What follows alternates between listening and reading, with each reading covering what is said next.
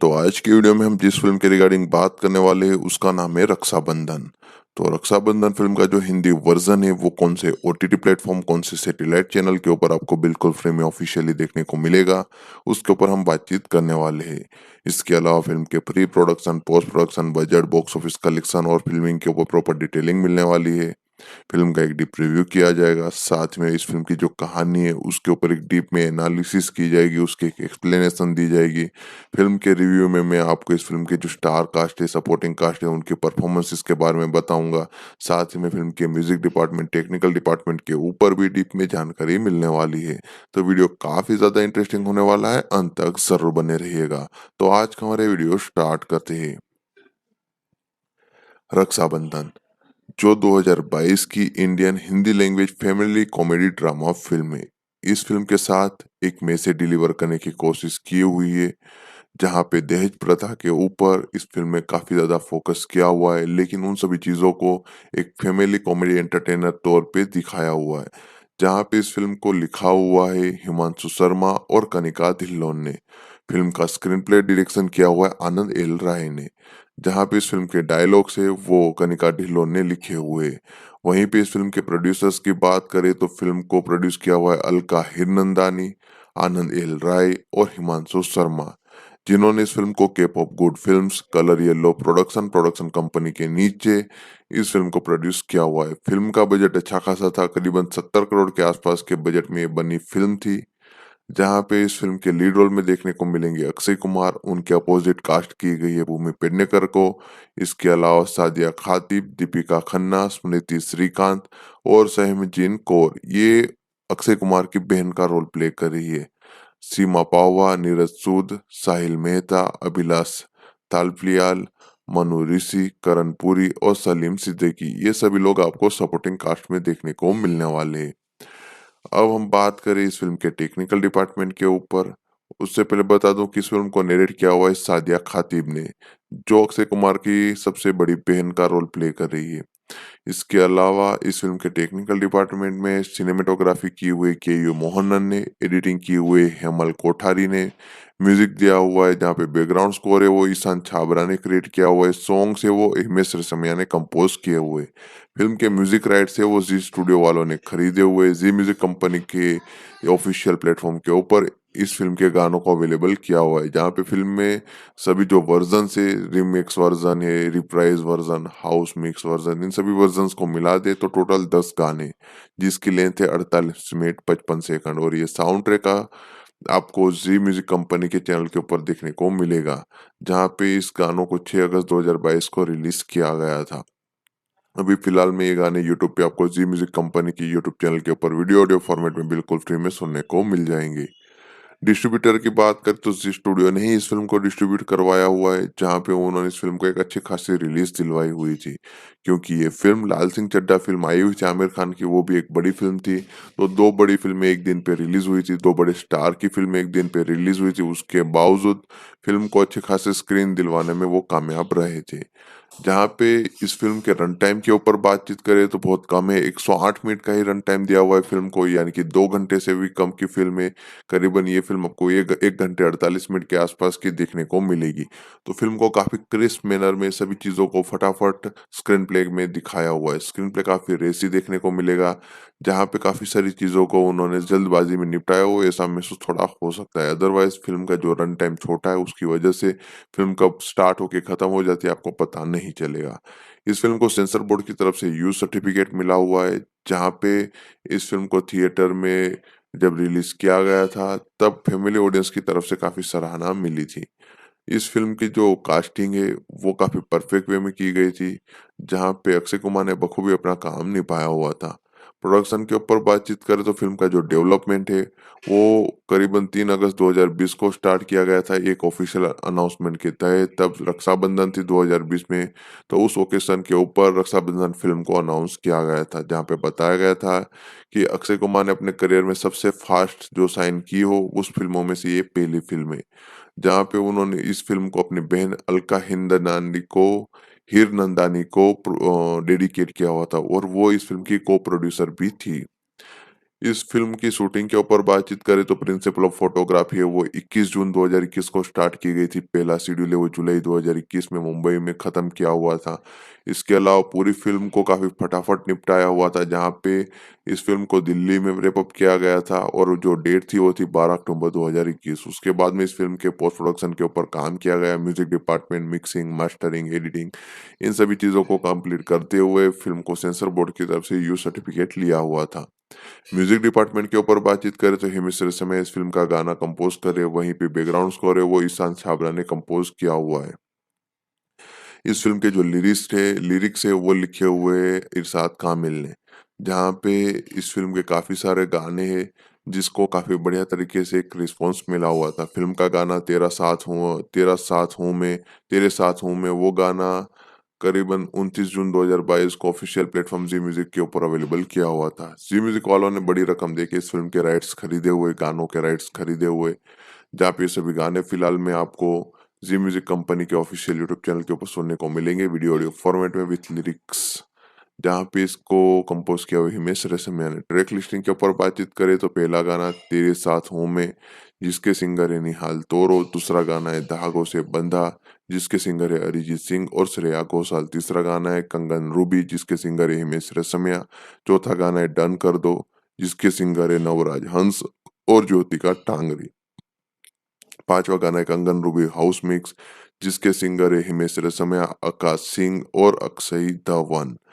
छठा गाना है रक्षाबंधन, जिसको गाया हुआ है श्रेया घोषाल ने, उसके रिप्राइज वर्जन में श्रेया घोषाल और स्टेबिन बेन ने मिलकर गाया हुआ है।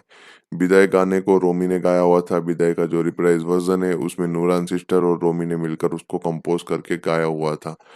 तू बच दे तो वो गाना है वो निहाल तोरो ने ही गाया हुआ है। तो इस तरह से टोटल 10 गाने थे जिसको फिल्माया गया था, फ़िल्म में रखा गया था, जहाँ पे सभी गानों को एक डिसेंट रिस्पॉन्स मिला हुआ था।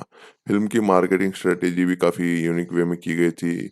इस फ़िल्म की मार्केटिंग स्ट्रैटेजी को काफ़ी बढ़िया तरीके से एक हैदराबाद में प्रेस कॉन्फ्रेंस के तहत रखा हुआ था, जहाँ पे काफ़ी परफेक्ट वे में मार्केटिंग स्ट्रैटेजी, जहाँ पे जी कुछ सवाल पूछे गए थे जिसके चलते कुछ ट्रेडिशन गिफ्ट दिए गए थे, तो उस टाइप की कुछ स्ट्रैटेजी रखी गई थी जो फ़िल्म को हेल्प कर पाए।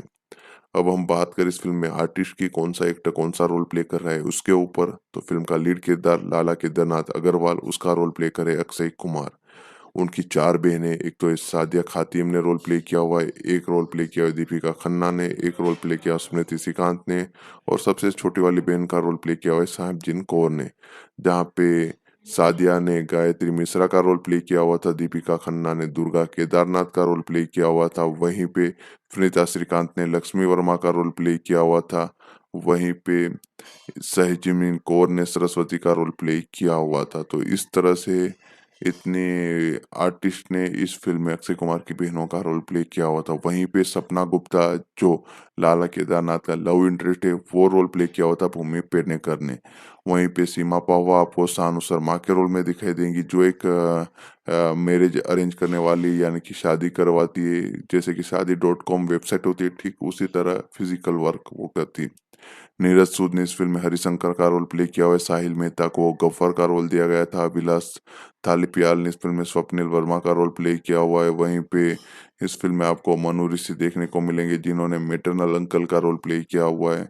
करण पुरी ने इस फ़िल्म में सुनील मिश्रा का रोल प्ले किया हुआ है, सलीम सिद्दीकी आपको नीलू के हस्बैंड के रोल में दिखाई देंगे। तो इस तरह से इतने आर्टिस्ट ने इस फ़िल्म में इम्पोर्टेंट किरदार प्ले किए हुए हैं। अब यहाँ पे कहानी में लाला केदारनाथ जो सबसे बड़ा भाई है, उनकी टोटल 4 बहनें, जहाँ पे एक का नाम है दुर्गा, दूसरी का नाम है गायत्री, तीसरी का नाम है लक्ष्मी, चौथी का नाम है सरस्वती। तो ये टोटल 5 है, 4 बहनें, 1 भाई, जो एक अच्छी खासी हैप्पी फैमिली है। जहाँ पे लाला केदारनाथ एक शॉप चलाते, जहाँ पे वो एक चाट भंडार है, वैसे उनके दादा परदादा की वो दुकान है। और वहाँ पे एक मान्यता ऐसी चली आ रही है कि वहाँ पे अगर जो शादी के बाद बच्चे ना हो रहे हो या लड़का ना हो रहा तो उनकी जो पानी पूरी है वो खाए तो उसके बाद में उनको एक अच्छा खासा पोता या बच्चा कुछ भी मिल जाता है। तो इस तरह से वहाँ पे वो शॉप उनकी काफ़ी फेमस है। इसके अलावा मेन चीज़ के ऊपर फ़ोकस किया जाता है, ये उसका लाला केदारनाथ का जो कहानी का वो बैकड्रॉप है। मेन चीज़ यही है कि वो अपने बेटों की सॉरी अपनी बहनों की शादी करवाना चाहती है, जहाँ पे उन्होंने अपनी माँ से कमिटमेंट किया हुआ था कि जब उनकी माँ आखिरी सांसें ले रही थी, तब उन्होंने अपने बड़े बेटे से एक वादा करवाया था कि जब तक उनकी ये 4 बहनों की शादी ना हो जाए, तब तक वो शादी नहीं करेंगे। जिसके चलते उनकी गर्लफ्रेंड यानी कि सपना, वो काफ़ी सालों से वेट करती हुई आ रही है उससे शादी करने के लिए। उसके बाद में सपना के पिता लाला को आखिरी वार्निंग देते थे कि अगर तुम 6 महीनों में अपनी बहनों की शादी नहीं करवाते हो, तो मैं अपनी बेटी की शादी किसी और से करवा दूँगी। तो इन सभी चीज़ों के बीच में लाला केदारनाथ अपनी बहनों की शादी के लिए काफ़ी मशक्कत कर रहा है, जहाँ पे अपनी बड़ी बहन की शादी के लिए उसको करीबन 18 लाख इकट्ठे करने हैं। उसके बाद में वो सीमा पाहवा का जो किरदार है, यानी कि सानू शर्मा उससे मिलती है। सानू शर्मा के साथ मिलकर उसको ये सभी चीज़ों के बारे में पता चलता है। तो उससे पहले तो उसकी बड़ी बहन की ओर से आधी 18 लाख दे के शादी करवा देता है। जब पता चलता है, जब ये शादी कंप्लीट हो जाती है, तब उसकी बहन पूछती है कि ये पैसे कहाँ से लाए थे? तो तब पता चलता है कि उन्होंने अपनी दुकान गिरवी रख दी है। और उसके बाद में चीज़ें थोड़ी आगे बढ़ती रहती है। धीरे-धीरे कुछ चीज़ें रिवील की जाती है, जहाँ पे बताया जाता है कि उसकी बहनें टोटल, दूसरी और भी बहनें, जहाँ पे टोटल 4 बहनें, तो उसमें से 3 बहनों की शादी के लिए 2 लड़के मिल जाते, 2 बहनों के लिए, जहाँ पे सानू शर्मा उनको अरेंज करती है। जिसमें से कोई थोड़ी उनकी फिजिकल थोड़ी डिफेक्टिव है, बोलने में थोड़े तोतलाते, उस टाइप के थोड़े मिल जाते। तो वो पैसे वाले लड़के रहते हैं, तो उन सभी चीज़ों के बीच में अपनी बहन की शादी करना, उसके लिए और भी पैसे लाना, तो वो अपनी किडनी निकलवा देता है। तो लाला एक किडनी निकलवा देता है और उसके बाद में अपनी बहनों की शादी की तैयारियां स्टार्ट कर देता है। लेकिन जब अपनी ये 2 बहनों की शादी है, तब उसी मौके के ऊपर उसकी बड़ी बहन का सुसाइड का उसको पता चलता है। अब वो पॉइज़न पी के सुसाइड कर लेती है, तो वहाँ पे वो पूरी चीज़ें बिखर जाती है। लाला केदारनाथ पूरी तरह से टूट जाता है, सभी बहनें टूट जाती है। जब लाला केदारनाथ वहाँ पे अपनी बहन के पास जाता है, गायत्री की गायत्री को देखने जाता है कि वो सच में उसने सुसाइड कमिट की है या नहीं, उन सभी चीज़ों को देखने जाता है। तब उसको काफ़ी शॉकिंग चीज़ें पता चलती है कि उसके जो ससुराल वाले थे, उसको काफ़ी ज़्यादा टॉर्चर कर रहे थे। उसके पास और भी ज़्यादा वो अ, दहेज माँग रहे थे, कुछ न कुछ चीज़ों से अपने भाई के पास दहेज माँगने की वो कोशिश करवा रहे थे। उन सभी चीज़ों के बीच में वो काफ़ी ज़्यादा डिप्रेस हो रही थी, जिसके चलते गायत्री सुसाइड कर लेती है, जहाँ पे वो अपने भैया को कुछ नहीं बताती। तो इन सभी चीज़ों को देखने के बाद लाला केदारनाथ में एक बदलाव आता है और वो बाद में एक फैसला लेता है कि अपनी 3 बहनों की शादी जब कभी भी करेगा, तब वो बिना दहेज के करेगा। जहाँ पे वो बाद में सपना के पिता को कह देता है कि अब वो सपना से शादी नहीं कर सकता, आप चाहते हो तो उससे शादी करवा दो। तो दूसरी तरफ सपना का लड़का देखने का जो लड़के देख रहे थे, उसमें से एक लड़का फिक्स हो जाता है, उसके साथ उसकी शादी फिक्स करवा दी जाती है। तो इन सभी चीज़ों के बीच में लाला केदारनाथ की बहनों धीरे-धीरे पढ़ाई कर रही है, वो डे बाय डे थोड़ी आगे बढ़ती जा रही है। जहाँ पे एक सपना की शादी जब हो रही होती है, जब वो फेरे ले रहे थे, तब उसके पिता को ऐसा लगता है कि वो गलत कर रहे हैं और उसके बाद में वो कहते उसको कि वो लाला केदारनाथ से शादी कर सकती है। थोड़ा उनको थोड़ा ड्रामा करना पड़ेगा, तो उन ड्रामा के बीच में कॉमेडी सिचुएशन को क्रिएट करते हुए बाद में लाला केदारनाथ के साथ सपना की शादी करवाने का फैसला लिया जाता है और उसी जहाँ पे लाला केदारनाथ की बहन की शादी उसी मंडप में करवाई जाती है, जहाँ पे सपना के साथ जिसकी शादी होने वाली होती है, तो उसकी दूसरी वाली बहन की शादी उसके साथ फिक्स करवा दी जाती है विदाउट एनी दहेज। और उसके बाद में 2 बहनें बचती है, जिसको पूरी पढ़ाई कंप्लीट करवाते हुए वकील के साथ और आगे और पढ़ाई करते हुए अलग-अलग अपने प्रोफ़ेशन के हिसाब से वो कंप्लीट करते हुए, जॉब करते हुए एक-एक के दोनों बहनें एक के बाद एक शादी कर लेती। तो इस तरह से लाला केदारनाथ अपनी बहनों की शादी बिना दहेज को करवा देता है और उसके बाद में वो खुद शादी कर लेता है। तो इस तरह से फ़िल्म की एक हैप्पी एंडिंग दिखाई हुई है, जहाँ पे सभी चीज़ों को जो प्रथा चली आ रही थी कि दहेज प्रथा, तो उन सभी चीज़ों को तोड़ते हुए एक प्रॉपर मैरिज वो करवाते हुए इस फ़िल्म को कंप्लीट कर देते। तो इस तरह से एक हल्की-फुल्की कॉमेडी के साथ एक मैसेज वाली फ़िल्म क्रिएट की हुई है, जहाँ पे अक्षय कुमार बखूबी अपने रोल को डिलीवर डिलीवर कर रही है, सभी बहनें अपने रोल में डिसेंट थी, भूमि पेडनेकर ने अच्छी तरह से सपोर्ट किया हुआ था, फ़िल्म की कहानी ठीक-ठाक थी, उतनी कुछ ख़ास नहीं थी, फ़िल्म के एंड को जिस तरह से जल्दबाज़ी में निपटाया हुआ था उसको बेटर कर सकते थे। कॉमेडी डिसेंट थी, फ़िल्म को जिस तरह से जिस पेस के साथ दिखाया हुआ था वो बढ़िया था, लेकिन कुछ चीज़ों में डेप्थ की ज़रूरत थी, वो थोड़ा बेटर हो जाता तो फ़िल्म के इमोशंस और बेहतर वे में हिट कर सकते थे। अदरवाइज़ इस फ़िल्म के साथ आप ज़्यादा ओवर एक्सपेक्टेशन मत रखिएगा, मीडियम एक्सपेक्टेशन के साथ देखोगे तो एक टाइम पास के तौर के साथ इस फ़िल्म को देखा जा सकता है, जहाँ पे एक ठीक-ठाक मैसेज डिलीवर किया हुआ है, जिसे आप ज़रूर एन्जॉय कर पाओगे। तो इस तरह से इस फ़िल्म को आप देख सकते हो, जहाँ पे डायरेक्शन डिसेंट है, वहीं पे कहानी के ऊपर थोड़ा और काम किया जा सकता था, डायलॉग्स थोड़े बेटर किए जा सकते थे, जहाँ पे कुछ डायलॉग्स है जहाँ पे बताया जाता है कि दहेज प्रथा अब लड़कियाँ लेगी, देगी नहीं, तो वो सभी चीज़ें एक ही बात हो गई, बंद करने की बात होनी चाहिए थी, लेने-देने की बात नहीं, तो उस टाइप के कई डायलॉग्स आपको सुनने को मिल जाएँगे जिसको बेटर किया जा सकता था। प्रोडक्शन वैल्यू काफ़ी बढ़िया थी, जो चांदनी चौक का एरिया दिखाया हुआ है, जो लोकेशन शोकेस किया हुआ है, वो सभी चीज़ें परफेक्ट थी। फ़िल्म की स्टार कास्ट भी अच्छी थी, नैरेशन जिस तरह से फ़िल्म को दिया हुआ था डायरेक्टर ने वो अच्छा था, सिनेमेटोग्राफी बढ़िया थी, जिस तरह से लोकेशंस दिखाए हुए थे वो अच्छे थे, एडिटिंग काफ़ी क्रिस्प तरीके से की गई थी, आपको पसंद आएगी। म्यूज़िक डिपार्टमेंट में डिसेंट काम हुआ है, बैकग्राउंड स्कोर डिसेंट है, वहीं पे गाने भी ठीक-ठाक सुनने को मिल जाते हैं, तो ओवरऑल इस फ़िल्म को देखा जा सकता है। जहाँ पे इस फ़िल्म को थिएटर में 108 मिनट के रन टाइम के साथ यू सर्टिफ़िकेट के साथ 11 अगस्त 2022 को रक्षाबंधन नाम के साथ रिलीज़ किया गया था। फ़िल्म को एक अच्छे खासे बज़ के साथ रिलीज़ किया गया था, जहाँ पे क्रिटिक्स ऑडियंस की तरफ से मिक्स रिस्पॉन्स मिला हुआ था। फ़िल्म को आईएमडीबी पे करीबन 23,000 वोट मिले हुए थे, जिसमें 4.9 की रेटिंग हासिल हुई थी 10 में से। इस फ़िल्म ने पहले दिन पे करीबन 8 करोड़ 20 लाख का डोमेस्टिक ओपनिंग कलेक्शन किया हुआ था इंडिया से, तो जो एक एक्सपेक्टेशन थी 10 करोड़ से ज़्यादा का कलेक्शन करेगी ये फ़िल्म, वो नहीं कर पाई थी। उसके बाद में दूसरे दिन फ़िल्म ने जो एक medium mix positive word of mouth रहा था, उसके चलते स्टेडी कलेक्शन करते हुए 6 करोड़ 40 लाख का ग्रॉस कलेक्शन किया था। तीसरे दिन फ़िल्म ने थोड़ा-सा ग्रोथ दिखाया हल्का-सा, जहाँ पे ये फ़िल्म 6 करोड़ 51 लाख का इंडिया से ग्रॉस कलेक्शन करती हुई नज़र आई थी। चौथे दिन इस फ़िल्म ने करीबन 7 करोड़ 5 लाख का ग्रॉस कलेक्शन किया हुआ था संडे के दिन, जहाँ पे इस फ़िल्म का जो एक एक्सटेंडेड वीकेंड था 4 दिनों का, वो करीबन 28 करोड़ 16 लाख का निकल के आया हुआ था। 8 सितंबर 2022 तक इस फ़िल्म ने करीबन 52 करोड़ 82 लाख का इंडिया से कलेक्शन किया हुआ था और पौने 9 करोड़ जितना ओवरसीज़ से कलेक्शन किया हुआ था।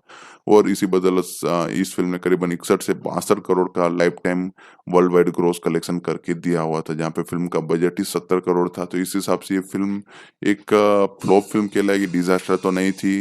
हाँ, बिलो एवरेज या फ्लॉप फ़िल्म की कैटेगरी में इस फ़िल्म को सेट किया जाएगा, जहाँ पे इस फ़िल्म का जो कंटेंट था वो डिसेंट था, लेकिन अक्षय कुमार की पिछले कुछ फ़िल्में थी जिसकी वजह से अभी फ़िलहाल में जिस तरह से बॉलीवुड में जो बॉक्स ऑफिस पे हाल रह रहा है, उस वजह से साथ ही में लाल सिंह चड्ढा सामने थी, कार्तिकेय 2 फ़िल्म चल रही थी, तो इतनी सारी फ़िल्मों के बीच में इस फ़िल्म ने फिर भी कुछ किसी भी तरह से थोड़ा बहुत मैनेज कर लिया था, जिसके चलते ये फ़िल्म कुछ ज़्यादा लॉस में नहीं गई थी।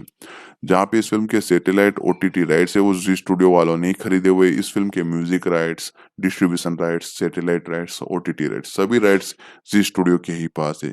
तो इस फ़िल्म को ज़ी5 के ऊपर अवेलेबल किया हुआ है ओटीटी प्लेटफ़ॉर्म, वहीं पे टेलीविज़न पे ज़ी सिनेमा और ज़ी सिनेमा एचडी चैनल के ऊपर इस फ़िल्म को प्रीमियर करवाया हुआ है। तो ये फ़िल्म आपको ओटीटी प्लेटफ़ॉर्म के ऊपर ज़ी5 के ऊपर देखने को मिलेगी with English subtitle Hindi version में विथ सब्सक्रिप्शन। वहीं पे रक्षाबंधन फ़िल्म का जो टेलीविज़न वर्ज़न है, वो आपको ज़ी सिनेमा एचडी चैनल के ऊपर देखने को मिलेगा, बिल्कुल फ्री में, हिंदी वर्ज़न में।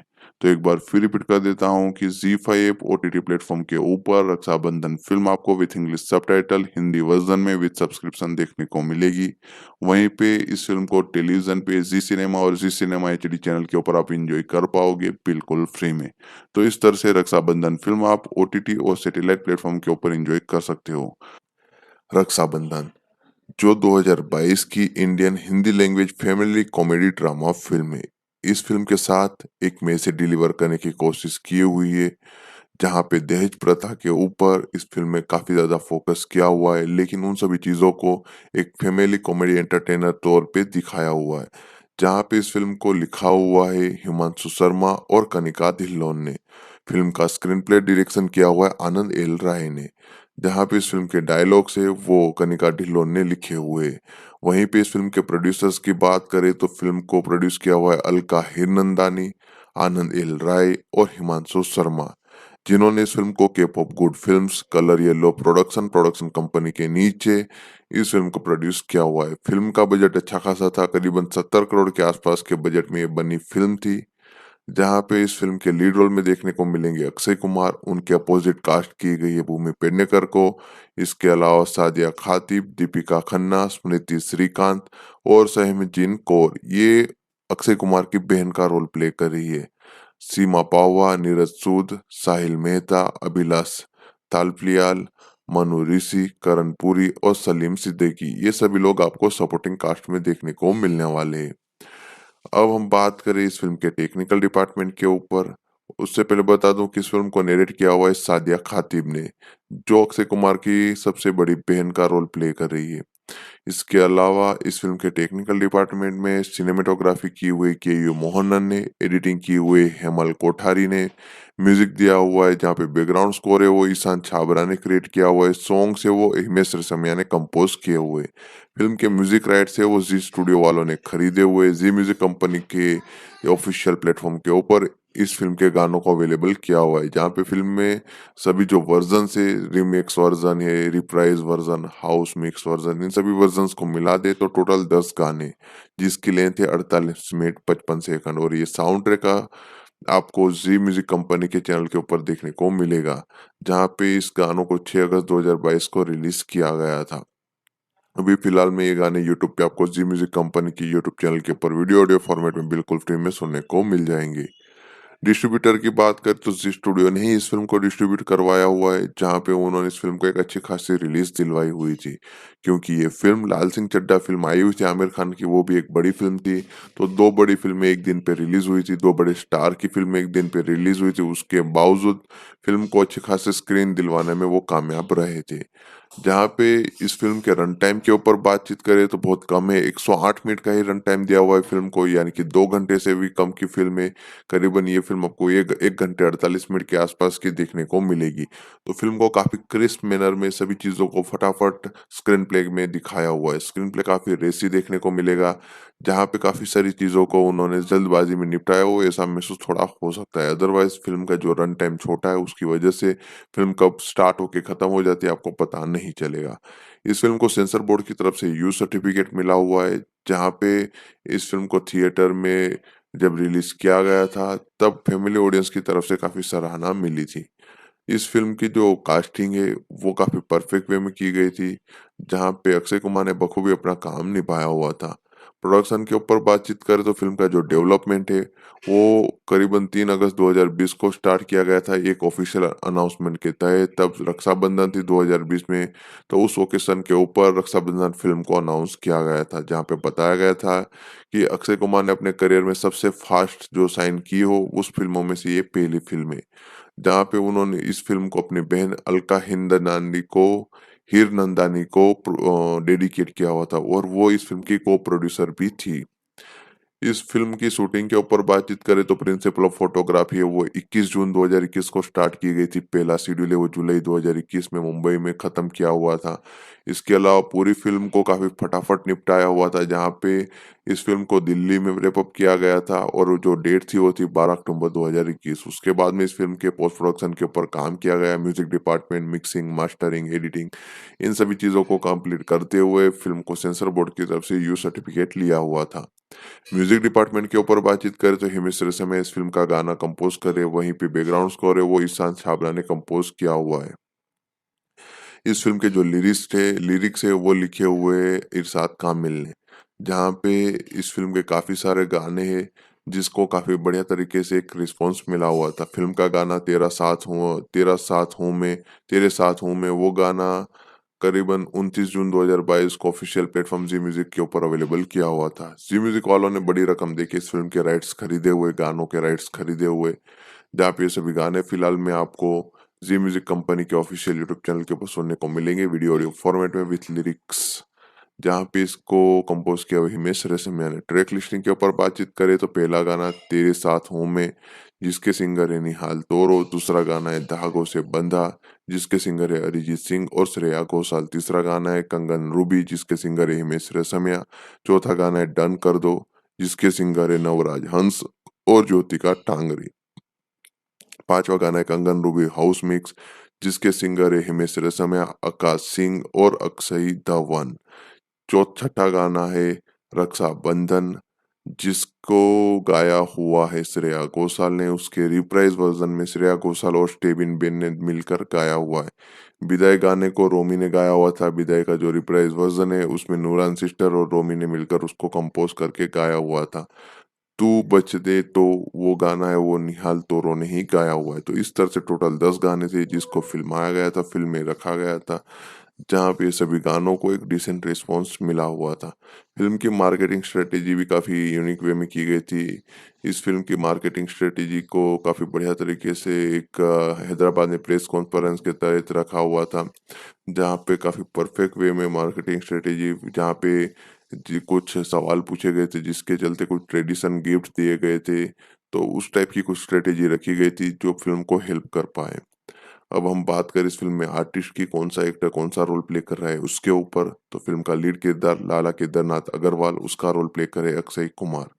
उनकी 4 बहनें, एक तो सादिया खातिम ने रोल प्ले किया हुआ है, एक रोल प्ले किया हुआ है दीपिका खन्ना ने, एक रोल प्ले किया स्मृति श्रीकांत ने और सबसे छोटी वाली बहन का रोल प्ले किया हुआ है साहबजीन कौर ने। जहाँ पे सादिया ने गायत्री मिश्रा का रोल प्ले किया हुआ था, दीपिका खन्ना ने दुर्गा केदारनाथ का रोल प्ले किया हुआ था, वहीं पे सुनीता श्रीकांत ने लक्ष्मी वर्मा का रोल प्ले किया हुआ था, वहीं पे सहजिमिन कौर ने सरस्वती का रोल प्ले किया हुआ था। तो इस तरह से इतने आर्टिस्ट ने इस फ़िल्म में अक्षय कुमार की बहनों का रोल प्ले किया हुआ था। वहीं पे सपना गुप्ता, जो लाला केदारनाथ का लव इंटरेस्ट है, वो रोल प्ले किया हुआ था भूमि पेडनेकर ने। वहीं पे सीमा पाववा आपको सानू शर्मा के रोल में दिखाई देंगी, जो एक मैरिज अरेंज करने वाली यानी कि शादी करवाती है। जैसे कि शादी डॉट कॉम वेबसाइट होती है, ठीक उसी तरह फिजिकल वर्क वो करती है। नीरज सूद ने इस फ़िल्म में हरिशंकर का रोल प्ले किया हुआ है, साहिल मेहता को गफ्फर का रोल दिया गया था, अभिलाष तालिपियाल ने इस फ़िल्म में स्वप्निल वर्मा का रोल प्ले किया हुआ है। वहीं पे इस फ़िल्म में आपको मनु ऋषि देखने को मिलेंगे जिन्होंने मैटरनल अंकल का रोल प्ले किया हुआ है। करण पुरी ने इस फ़िल्म में सुनील मिश्रा का रोल प्ले किया हुआ है। सलीम सिद्दीकी आपको नीलू के हस्बैंड के रोल में दिखाई देंगे। तो इस तरह से इतने आर्टिस्ट ने इस फ़िल्म में इम्पोर्टेंट किरदार प्ले किए हुए हैं। अब यहाँ पे कहानी में लाला केदारनाथ जो सबसे बड़ा भाई है, उनकी टोटल 4 बहनें, जहाँ पे एक का नाम है दुर्गा, दूसरी का नाम है गायत्री, तीसरी का नाम है लक्ष्मी, चौथी का नाम है सरस्वती। तो ये टोटल 5 है, 4 बहनें, 1 भाई, जो एक अच्छी खासी हैप्पी फैमिली है। जहाँ पे लाला केदारनाथ एक शॉप चलाते, जहाँ पे वो एक चाट भंडार है, वैसे उनके दादा परदादा की वो दुकान है।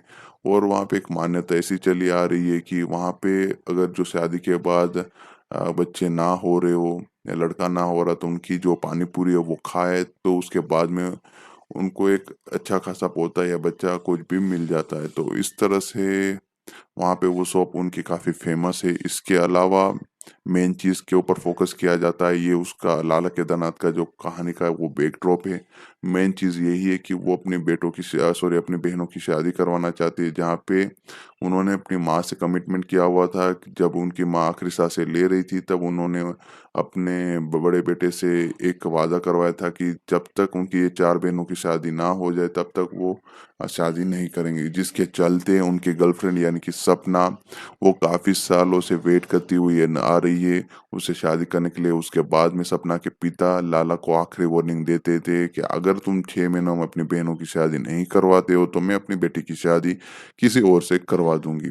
तो इन सभी चीज़ों के बीच में लाला केदारनाथ अपनी बहनों की शादी के लिए काफ़ी मशक्कत कर रहा है, जहाँ पे अपनी बड़ी बहन की शादी के लिए उसको करीबन 18 लाख इकट्ठे करने हैं। उसके बाद में वो सीमा पाहवा का जो किरदार है, यानी कि सानू शर्मा, उससे मिलती है। सानू शर्मा के साथ मिलकर उसको ये सभी चीज़ों के बारे में पता चलता है। तो उससे पहले तो उसकी बड़ी बहन की वो शादी 18 लाख दे के शादी करवा देता है। जब पता चलता है, जब ये शादी कंप्लीट हो जाती है, तब उसकी बहन पूछती है कि ये पैसे कहाँ से लाए थे? तो तब पता चलता है कि उन्होंने अपनी दुकान गिरवी रख दी है।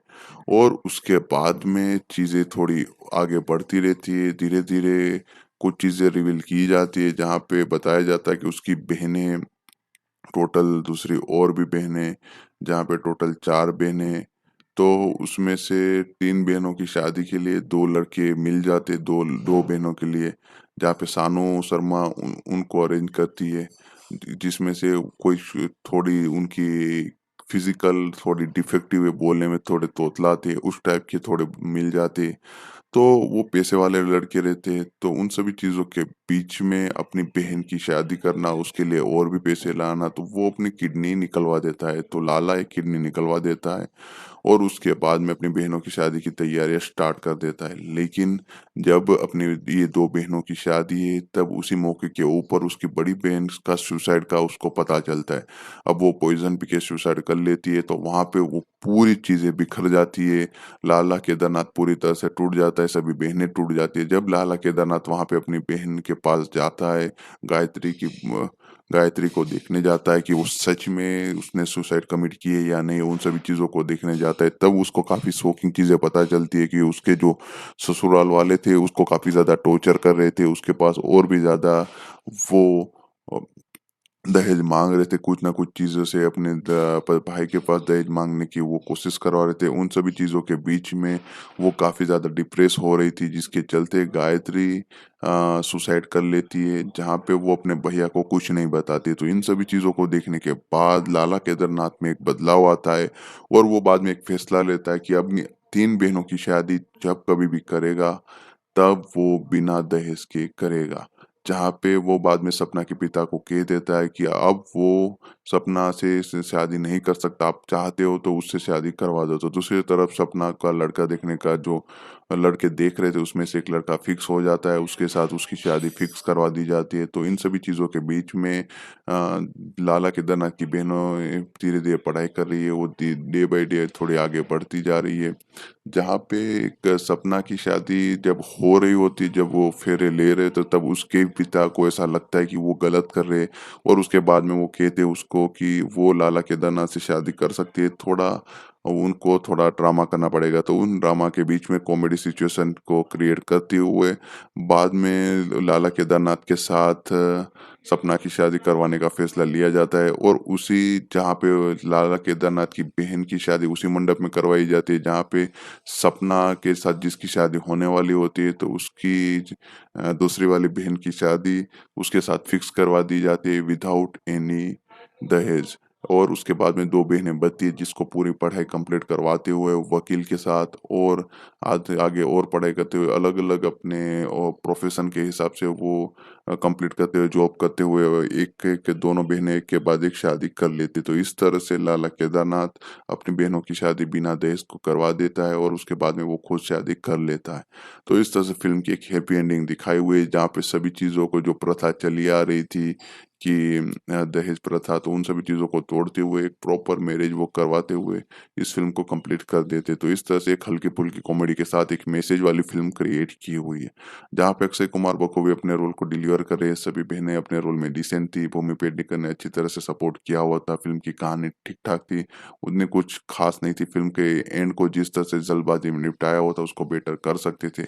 कॉमेडी डिसेंट थी, फ़िल्म को जिस तरह से जिस पेस के साथ दिखाया हुआ था वो बढ़िया था, लेकिन कुछ चीज़ों में डेप्थ की ज़रूरत थी, वो थोड़ा बेटर हो जाता तो फ़िल्म के इमोशंस और बेहतर वे में हिट कर सकते थे। अदरवाइज़ इस फ़िल्म के साथ आप ज़्यादा ओवर एक्सपेक्टेशन मत रखिएगा, मीडियम एक्सपेक्टेशन के साथ देखोगे तो टाइम पास के तौर के साथ इस फ़िल्म को देखा जा सकता है, जहाँ पे एक ठीक-ठाक मैसेज डिलीवर किया हुआ है, जिसे आप ज़रूर एन्जॉय कर पाओगे। तो इस तरह से इस फ़िल्म को आप देख सकते हो, जहाँ पे डायरेक्शन डिसेंट है, वहीं पे कहानी के ऊपर थोड़ा और काम किया जा सकता था, डायलॉग्स थोड़े बेटर किए जा सकते थे, जहाँ पे कुछ डायलॉग्स है जहाँ पे बताया जाता है कि दहेज प्रथा अब लड़कियाँ लेगी, देगी नहीं, तो वो सभी चीज़ें एक ही बात हो गई, बंद करने की बात होनी चाहिए थी, लेने-देने की बात नहीं। तो उस टाइप के कई डायलॉग्स आपको सुनने को मिल जाएँगे, जिसको बेटर किया जा सकता था। प्रोडक्शन वैल्यू काफ़ी बढ़िया थी, जो चांदनी चौक का एरिया दिखाया हुआ है, जो लोकेशन शोकेस किया हुआ है, वो सभी चीज़ें परफेक्ट थी। फ़िल्म की स्टार कास्ट भी अच्छी थी, नैरेशन जिस तरह से फ़िल्म को दिया हुआ था डायरेक्टर ने वो अच्छा था, सिनेमेटोग्राफी बढ़िया थी, जिस तरह से लोकेशंस दिखाए हुए थे वो अच्छे थे, एडिटिंग काफ़ी क्रिस्प तरीके से की गई थी, आपको पसंद आएगी। म्यूज़िक डिपार्टमेंट में डिसेंट काम हुआ है, बैकग्राउंड स्कोर डिसेंट है, वहीं पे गाने भी ठीक-ठाक सुनने को मिल जाते हैं। तो ओवरऑल इस फ़िल्म को देखा जा सकता है। जहाँ पे इस फ़िल्म को थिएटर में 108 मिनट के रन टाइम के साथ, यू सर्टिफ़िकेट के साथ 11 अगस्त 2022 को रक्षाबंधन नाम के साथ रिलीज़ किया गया था। फ़िल्म को एक अच्छे खासे बज़ के साथ रिलीज़ किया गया था, जहाँ पे क्रिटिक्स ऑडियंस की तरफ से मिक्स रिस्पॉन्स मिला हुआ था। फ़िल्म को आईएमडीबी पे करीबन 23,000 वोट मिले हुए थे, जिसमें 4.9 की रेटिंग हासिल हुई थी 10 में से।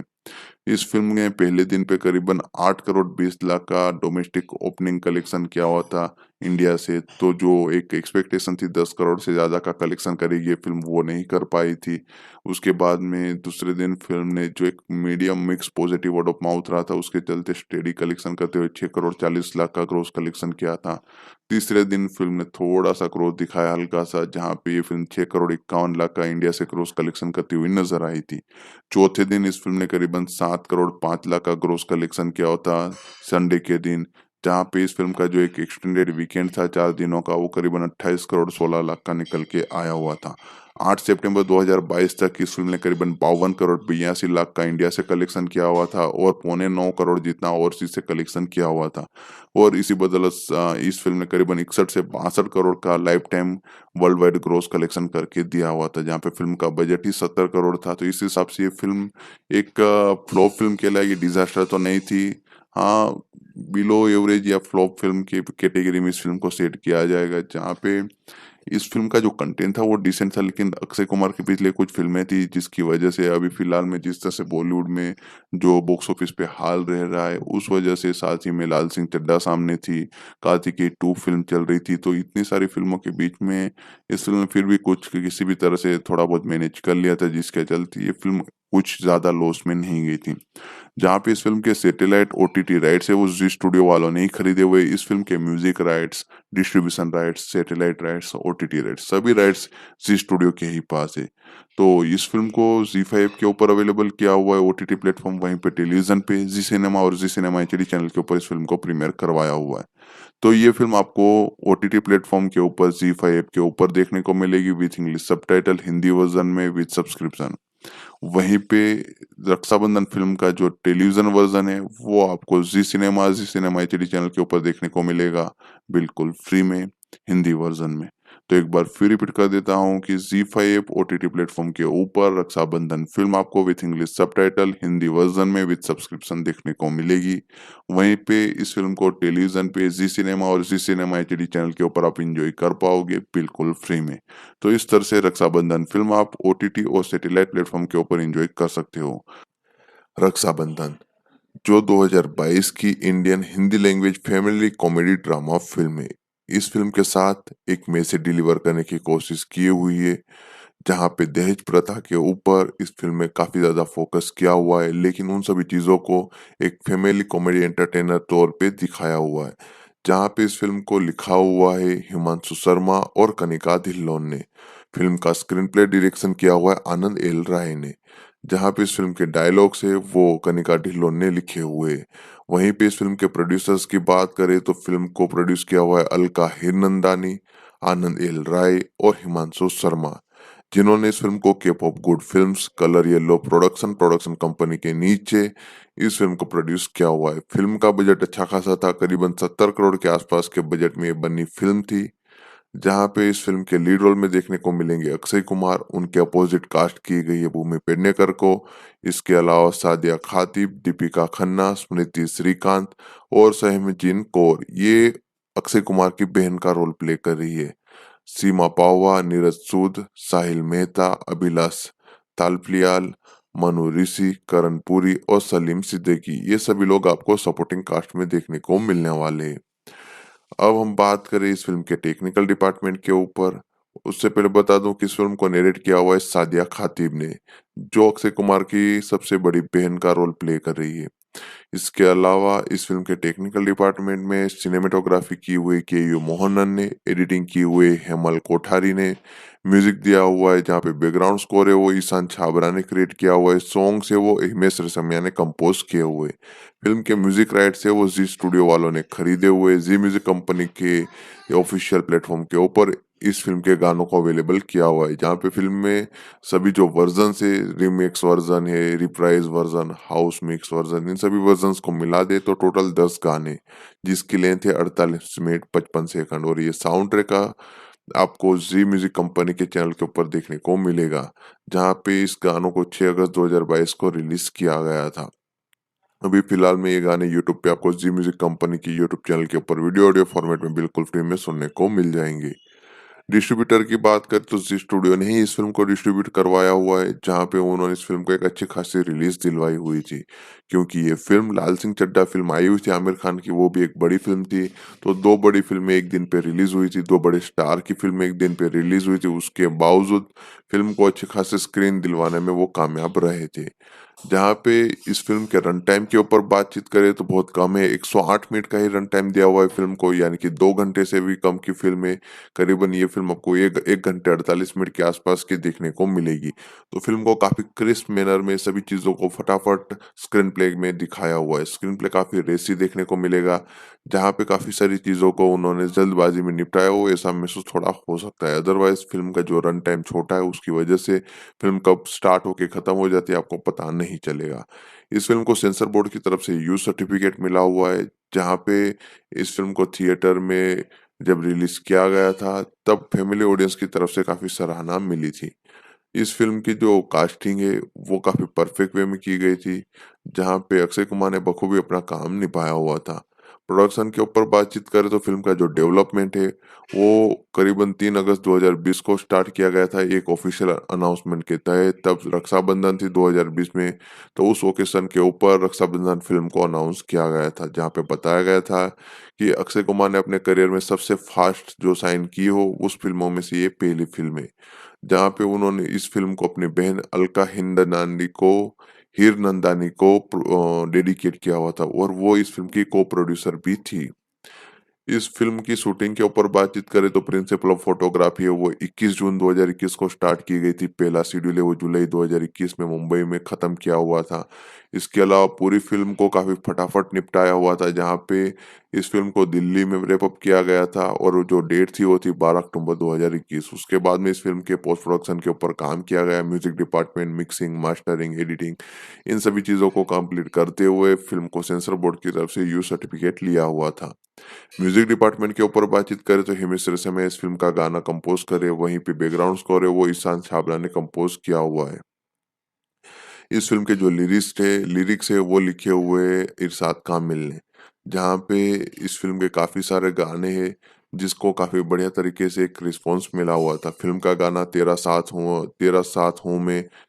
हूँ मैं, वो गाना करीबन 29 जून 2022 को ऑफिशियल प्लेटफ़ॉर्म ज़ी म्यूज़िक के ऊपर अवेलेबल किया हुआ था। ज़ी म्यूज़िक वालों ने बड़ी रकम देके इस फ़िल्म के राइट्स खरीदे हुए, गानों के राइट्स खरीदे हुए, जहाँ पे ये सभी गाने फ़िलहाल में आपको ज़ी म्यूज़िक कंपनी के ऑफिशियल यूट्यूब चैनल के ऊपर सुनने को मिलेंगे वीडियो ऑडियो फॉर्मेट में विथ लिरिक्स। जहाँ पे इसको कंपोज़ किया हुआ हिमेश रेशमिया ने। ट्रैक लिस्टिंग के ऊपर बातचीत करें तो पहला गाना तेरे साथ हूँ मैं, जिसके सिंगर है निहाल तोरो। दूसरा गाना है धागों से बंधा, जिसके सिंगर है अरिजीत सिंह और श्रेया घोषाल। तीसरा गाना है कंगन रूबी, जिसके सिंगर है हिमेश रेशमिया। चौथा गाना है डन कर दो, जिसके सिंगर है नवराज हंस और ज्योतिका टांगरी। पांचवा गाना है कंगन रूबी हाउस मिक्स, जिसके सिंगर है हिमेश रेशमिया, आकाश सिंह और अक्षय धवन। छठा गाना है रक्षाबंधन, जिसको गाया हुआ है श्रेया घोषाल ने। उसके रिप्राइज वर्जन में श्रेया घोषाल और स्टेबिन बेन ने मिलकर गाया हुआ है। विदाई गाने को रोमी ने गाया हुआ था। विदाई का जो रिप्राइज वर्जन है उसमें नूरान सिस्टर और रोमी ने मिलकर उसको कंपोज करके गाया हुआ था। तू बच दे तो वो गाना है वो निहाल तोरो ने ही गाया हुआ है। तो इस तरह से टोटल 10 गाने थे जिसको फिल्माया गया था, फिल्म में रखा गया था, जहाँ पे सभी गानों को एक डिसेंट रिस्पॉन्स मिला हुआ था। फिल्म की मार्केटिंग स्ट्रेटेजी भी काफ़ी यूनिक वे में की गई थी। इस फिल्म की मार्केटिंग स्ट्रेटेजी को काफ़ी बढ़िया तरीके से एक हैदराबाद में प्रेस कॉन्फ्रेंस के तहत रखा हुआ था, जहाँ पे काफ़ी परफेक्ट वे में मार्केटिंग स्ट्रेटेजी, जहाँ पे जी कुछ सवाल पूछे गए थे जिसके चलते कुछ ट्रेडिशन गिफ्ट दिए गए थे। तो उस टाइप की कुछ स्ट्रेटेजी रखी गई थी जो फ़िल्म को हेल्प कर पाए। अब हम बात करें इस फ़िल्म में आर्टिस्ट की, कौन-सा एक्टर कौन-सा रोल प्ले कर रहा है उसके ऊपर, तो फ़िल्म का लीड किरदार लाला केदारनाथ अग्रवाल, उसका रोल प्ले कर रहे हैं अक्षय कुमार।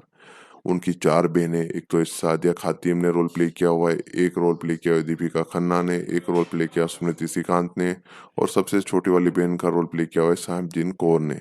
जहाँ पे सादिया ने गायत्री मिश्रा का रोल प्ले किया हुआ था, दीपिका खन्ना ने दुर्गा केदारनाथ का रोल प्ले किया हुआ था, वहीं पे सुनीता श्रीकांत ने लक्ष्मी वर्मा का रोल प्ले किया हुआ था वहीं पे सहजमिन कौर ने सरस्वती का रोल प्ले किया हुआ था। तो इस तरह से इतने आर्टिस्ट ने इस फ़िल्म में अक्षय कुमार की बहनों का रोल प्ले किया हुआ था। वहीं पे सपना गुप्ता जो लाला केदारनाथ का लव इंटरेस्ट है, वो रोल प्ले किया हुआ था भूमि पेडनेकर ने। वहीं पे सीमा पावा आपको सानू शर्मा के रोल में दिखाई देंगी, जो एक मैरिज अरेंज करने वाली यानी कि शादी करवाती है। जैसे कि शादी डॉट कॉम वेबसाइट होती है, ठीक उसी तरह फिज़िकल वर्क वो करती है। नीरज सूद ने इस फ़िल्म में हरिशंकर का रोल प्ले किया हुआ है, साहिल मेहता को गफ्फर का रोल दिया गया था, अभिलाष थालीपयाल ने इस फ़िल्म में स्वप्निल वर्मा का रोल प्ले किया हुआ है। वहीं पे इस फ़िल्म में आपको मनु ऋषि देखने को मिलेंगे, जिन्होंने मैटरनल अंकल का रोल प्ले किया हुआ है। करण पुरी ने इस फ़िल्म में सुनील मिश्रा का रोल प्ले किया हुआ है। सलीम सिद्दीकी आपको नीलू के हस्बैंड के रोल में दिखाई देंगे। तो इस तरह से इतने आर्टिस्ट ने इस फ़िल्म में इम्पोर्टेंट किरदार प्ले किए हुए हैं। अब यहाँ पे कहानी में लाला केदारनाथ जो सबसे बड़ा भाई है, उनकी टोटल 4 बहनें, जहाँ पे एक का नाम है दुर्गा, दूसरी का नाम है गायत्री, तीसरी का नाम है लक्ष्मी, चौथी का नाम है सरस्वती। तो ये टोटल 5 है, 4 बहनें, 1 भाई, जो एक अच्छी खासी हैप्पी फैमिली है। जहाँ पे लाला केदारनाथ एक शॉप चलाते, जहाँ पे वो एक चाट भंडार है, वैसे उनके दादा परदादा की वो दुकान है। और वहाँ पे एक मान्यता ऐसी चली आ रही है कि वहाँ पे अगर जो शादी के बाद बच्चे ना हो रहे हो या लड़का ना हो रहा, तो उनकी जो पानी पूरी है वो खाए, तो उसके बाद में उनको एक अच्छा खासा पोता या बच्चा कुछ भी मिल जाता है। तो इस तरह से वहाँ पे वो शॉप उनकी काफ़ी फ़ेमस है। इसके अलावा मेन चीज़ के ऊपर फ़ोकस किया जाता है, ये उसका लाला केदारनाथ का जो कहानी का वो बैकड्रॉप है। मेन चीज़ यही है कि वो अपने बेटों की सॉरी अपनी बहनों की शादी करवाना चाहती है, जहाँ पे उन्होंने अपनी माँ से कमिटमेंट किया हुआ था कि जब उनकी माँ आखिरी साँसें ले रही थी, तब उन्होंने अपने बड़े बेटे से एक वादा करवाया था कि जब तक उनकी ये 4 बहनों की शादी ना हो जाए, तब तक वो शादी नहीं करेंगे। जिसके चलते उनकी गर्लफ्रेंड यानी कि सपना, वो काफ़ी सालों से वेट करती हुई है, आ रही है उससे शादी करने के लिए। उसके बाद में सपना के पिता लाला को आखिरी वार्निंग देते थे कि अगर तुम 6 महीनों में अपनी बहनों की शादी नहीं करवाते हो, तो मैं अपनी बेटी की शादी किसी और से करवा दूँगी। तो इन सभी चीज़ों के बीच में लाला केदारनाथ अपनी बहनों की शादी के लिए काफ़ी मशक्कत कर रहा है, जहाँ पे अपनी बड़ी बहन की शादी के लिए उसको करीबन 18 लाख इकट्ठे करने हैं। उसके बाद में वो सीमा पाहवा का जो किरदार है, यानी कि सानू शर्मा, उससे मिलती है। सानू शर्मा के साथ मिलकर उसको ये सभी चीज़ों के बारे में पता चलता है। तो उससे पहले तो उसकी बड़ी बहन की वो शादी 18 लाख दे के शादी करवा देता है। जब पता चलता है, जब ये शादी कंप्लीट हो जाती है, तब उसकी बहन पूछती है कि ये पैसे कहाँ से लाए थे? तो तब पता चलता है कि उन्होंने अपनी दुकान गिरवी रख दी है। और उसके बाद में चीज़ें थोड़ी आगे बढ़ती रहती है, धीरे-धीरे कुछ चीज़ें रिवील की जाती है, जहाँ पे बताया जाता है कि उसकी बहनें टोटल, दूसरी और भी बहनें, जहाँ पे टोटल 4 बहनें, तो उसमें से 3 बहनों की शादी के लिए 2 लड़के मिल जाते, 2 बहनों के लिए, जहाँ पे सानू शर्मा उनको अरेंज करती है। जिसमें से कोई थोड़ी उनकी फिजिकल थोड़ी डिफेक्टिव है, बोलने में थोड़े तोतला थे, उस टाइप के थोड़े मिल जाते। तो वो पैसे वाले लड़के रहते, तो उन सभी चीज़ों के बीच में अपनी बहन की शादी करना, उसके लिए और भी पैसे लाना, तो वो अपनी किडनी निकलवा देता है। तो लाला एक किडनी निकलवा देता है और उसके बाद में अपनी बहनों की शादी की तैयारियां स्टार्ट कर देता है। लेकिन जब अपनी ये 2 बहनों की शादी है, तब उसी मौके के ऊपर उसकी बड़ी बहन का सुसाइड का उसको पता चलता है। अब वो पॉइज़न पी के सुसाइड कर लेती है, तो वहाँ पे वो पूरी चीज़ें बिखर जाती है। लाला केदारनाथ पूरी तरह से टूट जाता है, सभी बहनें टूट जाती है। जब लाला केदारनाथ वहाँ पे अपनी बहन के पास जाता है, गायत्री की गायत्री को देखने जाता है कि वो सच में उसने सुसाइड कमिट की है या नहीं, उन सभी चीज़ों को देखने जाता है। तब उसको काफ़ी शॉकिंग चीज़ें पता चलती है कि उसके जो ससुराल वाले थे, उसको काफ़ी ज़्यादा टॉर्चर कर रहे थे। उसके पास और भी ज़्यादा वो अ, दहेज माँग रहे थे, कुछ ना कुछ चीज़ों से अपने भाई के पास दहेज माँगने की वो कोशिश करवा रहे थे। उन सभी चीज़ों के बीच में वो काफ़ी ज़्यादा डिप्रेस हो रही थी, जिसके चलते गायत्री सुसाइड कर लेती है, जहाँ पे वो अपने भैया को कुछ नहीं बताती है। तो इन सभी चीज़ों को देखने के बाद लाला केदारनाथ में एक बदलाव आता है और वो बाद में एक फैसला लेता है कि अपनी 3 बहनों की शादी जब कभी भी करेगा, तब वो बिना दहेज के करेगा। जहाँ पे वो बाद में सपना के पिता को कह देता है कि अब वो सपना से शादी नहीं कर सकता, आप चाहते हो तो उससे शादी करवा दो। तो दूसरी तरफ सपना का लड़का देखने का जो लड़के देख रहे थे उसमें से एक लड़का फिक्स हो जाता है, उसके साथ उसकी शादी फिक्स करवा दी जाती है। तो इन सभी चीज़ों के बीच में लाला केदारनाथ की बहनों धीरे-धीरे पढ़ाई कर रही है, वो डे बाय डे थोड़ी आगे बढ़ती जा रही है।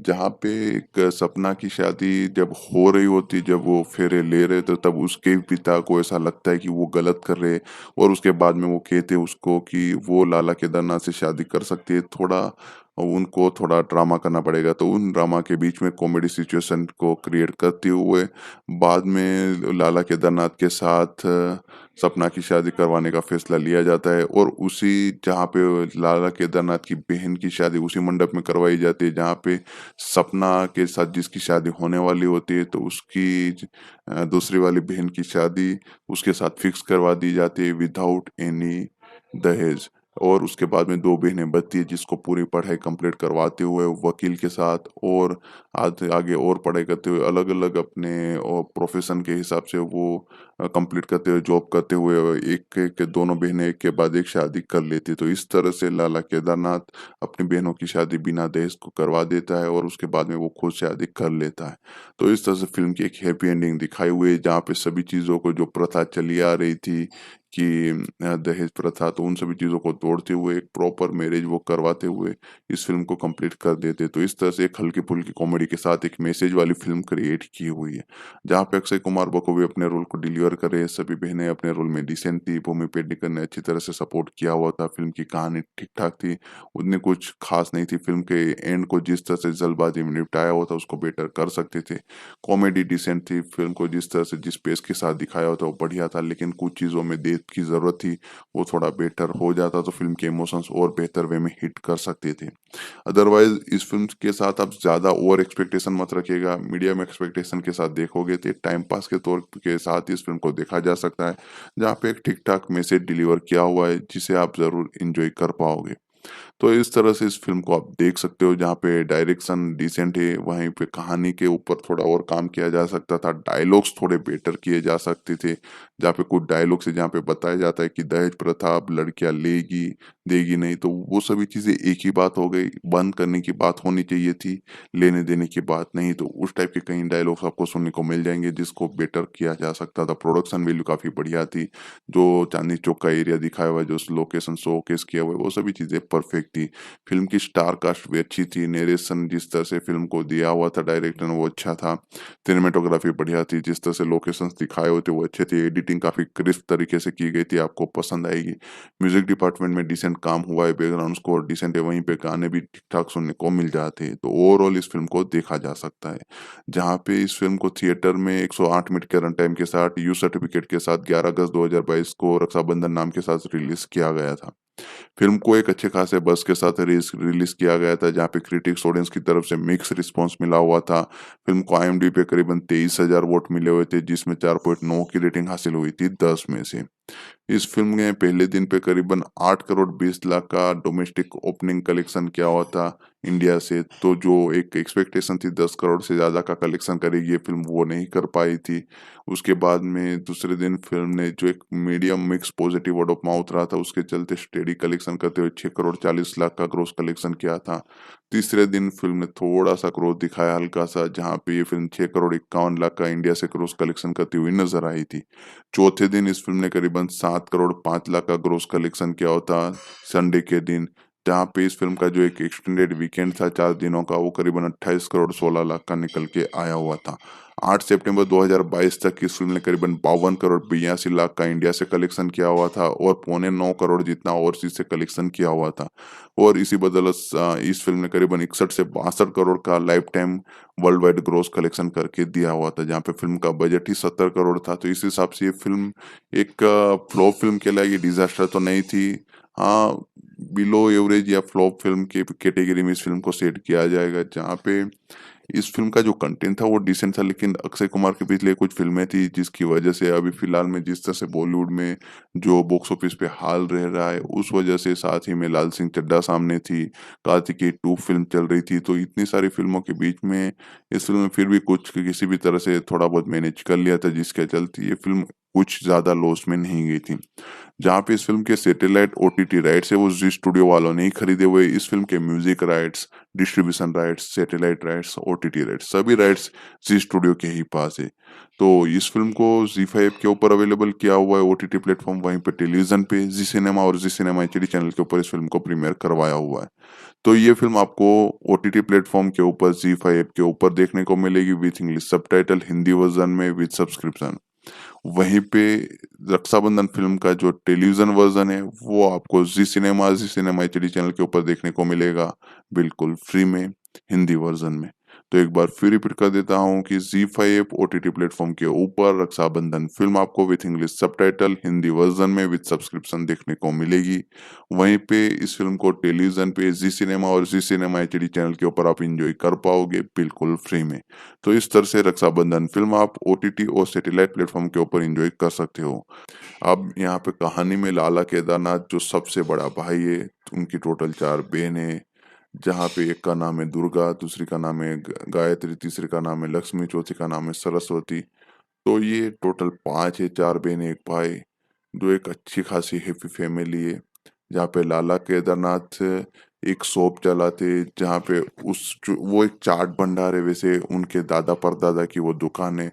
और वहाँ पे एक मान्यता ऐसी चली आ रही है कि वहाँ पे अगर जो शादी के बाद बच्चे ना हो रहे हो या लड़का ना हो रहा, तो उनकी जो पानी पूरी है वो खाए, तो उसके बाद में उनको एक अच्छा खासा पोता या बच्चा कुछ भी मिल जाता है। तो इस तरह से वहाँ पे वो शॉप उनकी काफ़ी फ़ेमस है। इसके अलावा मेन चीज़ के ऊपर फ़ोकस किया जाता है, ये उसका लाला केदारनाथ का जो कहानी का वो बैकड्रॉप है।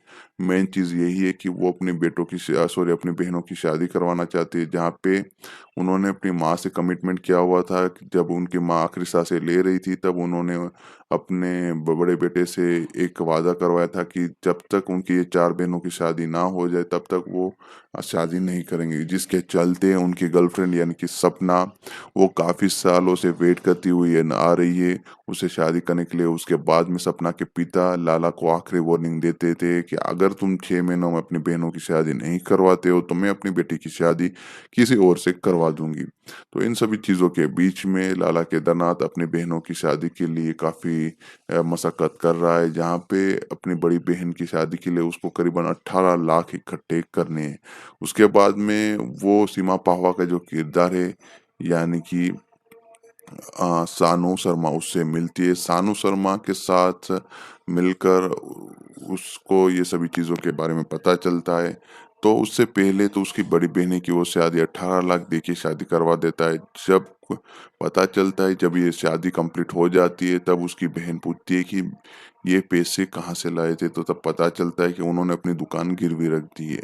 और उसके बाद में चीज़ें थोड़ी आगे बढ़ती रहती है, धीरे-धीरे कुछ चीज़ें रिवील की जाती है, जहाँ पे बताया जाता है कि उसकी बहनें टोटल, दूसरी और भी बहनें, जहाँ पे टोटल 4 बहनें, तो उसमें से 3 बहनों की शादी के लिए 2 लड़के मिल जाते, 2 बहनों के लिए, जहाँ पे सानू शर्मा उनको अरेंज करती है।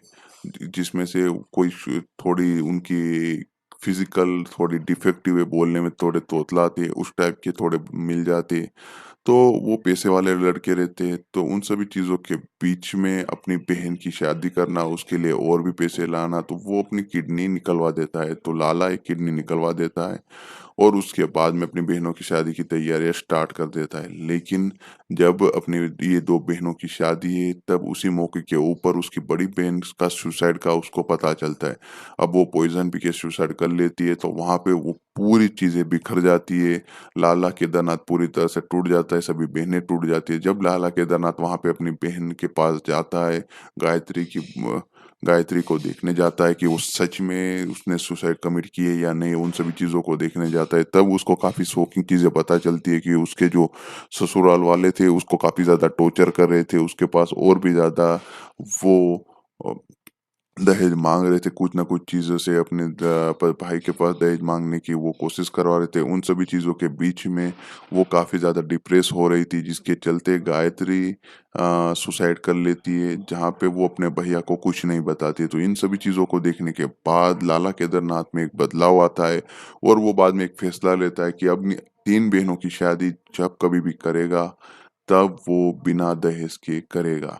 जहाँ पे वो बाद में सपना के पिता को कह देता है कि अब वो सपना से शादी नहीं कर सकता, आप चाहते हो तो उससे शादी करवा दो। तो दूसरी तरफ सपना का लड़का देखने का जो लड़के देख रहे थे उसमें से एक लड़का फिक्स हो जाता है, उसके साथ उसकी शादी फिक्स करवा दी जाती है। तो इन सभी चीज़ों के बीच में लाला केदारनाथ की बहनों धीरे-धीरे पढ़ाई कर रही है, वो डे बाय डे थोड़ी आगे बढ़ती जा रही है।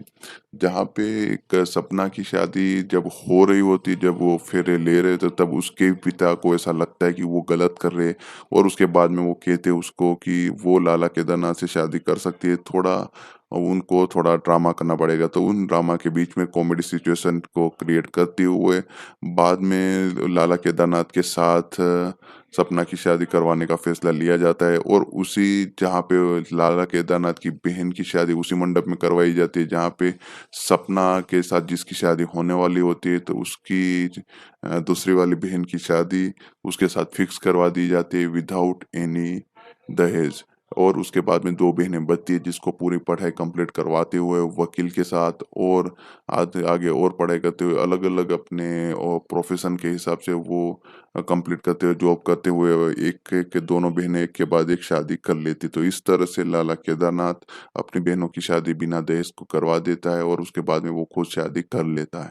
तो इस तरह से फ़िल्म की एक हैप्पी एंडिंग दिखाई हुई है, जहाँ पे सभी चीज़ों को जो प्रथा चली आ रही थी कि दहेज प्रथा, तो उन सभी चीज़ों को तोड़ते हुए एक प्रॉपर मैरिज वो करवाते हुए इस फ़िल्म को कंप्लीट कर देते। तो इस तरह से एक हल्की-फुल्की कॉमेडी के साथ एक मैसेज वाली फ़िल्म क्रिएट की हुई है, जहाँ पे अक्षय कुमार बखूबी अपने रोल को डिलीवर कर रहे हैं, सभी बहनें अपने रोल में डिसेंट थी, भूमि पेडनेकर ने अच्छी तरह से सपोर्ट किया हुआ था, फ़िल्म की कहानी ठीक-ठाक थी, उतनी कुछ ख़ास नहीं थी। फ़िल्म के एंड को जिस तरह से जल्दबाज़ी में निपटाया हुआ था, उसको बेटर कर सकते थे। कॉमेडी डिसेंट थी, फ़िल्म को जिस तरह से जिस पेस के साथ दिखाया हुआ था वो बढ़िया था, लेकिन कुछ चीज़ों में डेप्थ की ज़रूरत थी, वो थोड़ा बेटर हो जाता तो फ़िल्म के इमोशंस और बेहतर वे में हिट कर सकते थे। अदरवाइज़ इस फ़िल्म के साथ आप ज़्यादा ओवर एक्सपेक्टेशन मत रखिएगा, मीडियम एक्सपेक्टेशन के साथ देखोगे तो एक टाइम पास के तौर के साथ इस फ़िल्म को देखा जा सकता है, जहाँ पे एक ठीक-ठाक मैसेज डिलीवर किया हुआ है, जिसे आप ज़रूर एन्जॉय कर पाओगे। तो इस तरह से इस फ़िल्म को आप देख सकते हो, जहाँ पे डायरेक्शन डिसेंट है, वहीं पे कहानी के ऊपर थोड़ा और काम किया जा सकता था, डायलॉग्स थोड़े बेटर किए जा सकते थे, जहाँ पे कुछ डायलॉग्स है जहाँ पे बताया जाता है कि दहेज प्रथा अब लड़कियाँ लेगी, देगी नहीं, तो वो सभी चीज़ें एक ही बात हो गई, बंद करने की बात होनी चाहिए थी, लेने-देने की बात नहीं। तो उस टाइप के कहीं डायलॉग्स आपको सुनने को मिल जाएँगे, जिसको बेटर किया जा सकता था। प्रोडक्शन वैल्यू काफ़ी बढ़िया थी, जो चांदनी चौक का एरिया दिखाया हुआ है, जो लोकेशन शोकेस किया हुआ है, वो सभी चीज़ें परफेक्ट थी। फ़िल्म की स्टार कास्ट भी अच्छी थी, नैरेशन जिस तरह से फ़िल्म को दिया हुआ था डायरेक्टर ने वो अच्छा था, सिनेमेटोग्राफी बढ़िया थी, जिस तरह से लोकेशंस दिखाए होते वो अच्छे थे, एडिटिंग काफ़ी क्रिस्प तरीके से की गई थी, आपको पसंद आएगी। म्यूज़िक डिपार्टमेंट में डिसेंट काम हुआ है, बैकग्राउंड स्कोर डिसेंट है, वहीं पे गाने भी ठीक-ठाक सुनने को मिल जाते हैं, तो ओवरऑल इस फ़िल्म को देखा जा सकता है। जहाँ पे इस फ़िल्म को थिएटर में 108 मिनट के रन टाइम के साथ यू सर्टिफ़िकेट के साथ 11 अगस्त 2022 को रक्षाबंधन नाम के साथ रिलीज़ किया गया था। रक्षाबंधन, जो 2022 की Indian Hindi language family comedy drama film है। इस फिल्म के साथ एक मैसेज डिलीवर करने की कोशिश की हुई है, जहाँ पे दहेज प्रथा के ऊपर इस फिल्म में काफ़ी ज़्यादा फ़ोकस किया हुआ है, लेकिन उन सभी चीज़ों को एक फैमिली कॉमेडी एंटरटेनर तौर पे दिखाया हुआ है। जहाँ पे इस फिल्म को लिखा हुआ है हिमांशु शर्मा और कनिका धिल्लोन ने। फिल्म का स्क्रीन प्ले डायरेक्शन किया हुआ है आनंद एल राय ने। जहाँ पे इस फिल्म के डायलॉग्स है वो कनिका ढिल्लोन ने लिखे हुए हैं। वहीं पे इस फिल्म के प्रोड्यूसर्स की बात करें तो फिल्म को प्रोड्यूस किया हुआ है अलका हिरनंदानी, आनंद एल राय और हिमांशु शर्मा, जिन्होंने इस फ़िल्म को Cape of Good Films, Colour Yellow production company के नीचे इस फ़िल्म को प्रोड्यूस किया हुआ है। फ़िल्म का बजट अच्छा खासा था, करीबन 70 करोड़ के आसपास के बजट में ये बनी फ़िल्म थी, जहाँ पे इस फ़िल्म के लीड रोल में देखने को मिलेंगे अक्षय कुमार, उनके अपोज़िट कास्ट की गई है भूमि पेडनेकर को। इसके अलावा सादिया खातिब, दीपिका खन्ना, स्मृति श्रीकांत और सहमजीन कौर, ये अक्षय कुमार की बहन का रोल प्ले कर रही है। सीमा पाववा, नीरज सूद, साहिल मेहता, अभिलाष तालफलियाल, मनु ऋषि, करण पुरी और सलीम सिद्दीकी, ये सभी लोग आपको सपोर्टिंग कास्ट में देखने को मिलने वाले हैं। अब हम बात करें इस फ़िल्म के टेक्निकल डिपार्टमेंट के ऊपर, उससे पहले बता दूँ कि इस फ़िल्म को नैरेट किया हुआ है सादिया खातिब ने, जो अक्षय कुमार की सबसे बड़ी बहन का रोल प्ले कर रही है। इसके अलावा इस फ़िल्म के टेक्निकल डिपार्टमेंट में सिनेमेटोग्राफी की हुई के.यू. मोहनन ने, एडिटिंग की हुई हेमल कोठारी ने, म्यूज़िक दिया हुआ है जहाँ पे बैकग्राउंड स्कोर है वो ईशान छाबरा ने क्रिएट किया हुआ है, सॉन्ग्स है वो हिमेश रेशमिया ने कंपोज़ किए हुए हैं।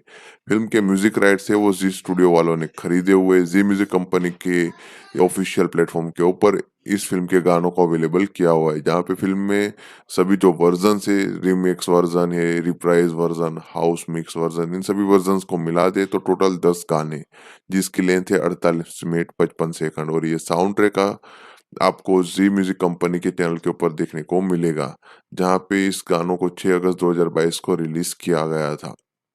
अभी फ़िलहाल में ये गाने यूट्यूब पे आपको ज़ी म्यूज़िक कंपनी की यूट्यूब चैनल के ऊपर वीडियो ऑडियो फॉर्मेट में बिल्कुल फ्री में सुनने को मिल जाएँगे। डिस्ट्रीब्यूटर की बात करें तो ज़ी स्टूडियो ने ही इस फ़िल्म को डिस्ट्रीब्यूट करवाया हुआ है, जहाँ पे उन्होंने इस फ़िल्म को एक अच्छी खासी रिलीज़ दिलवाई हुई थी।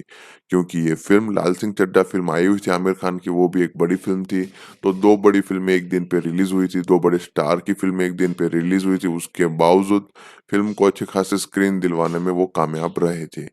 जहाँ पे इस फ़िल्म के रन टाइम के ऊपर बातचीत करें तो बहुत कम है, 108 मिनट का ही रन टाइम दिया हुआ है फ़िल्म को, यानी कि 2 घंटे से भी कम की फ़िल्म है।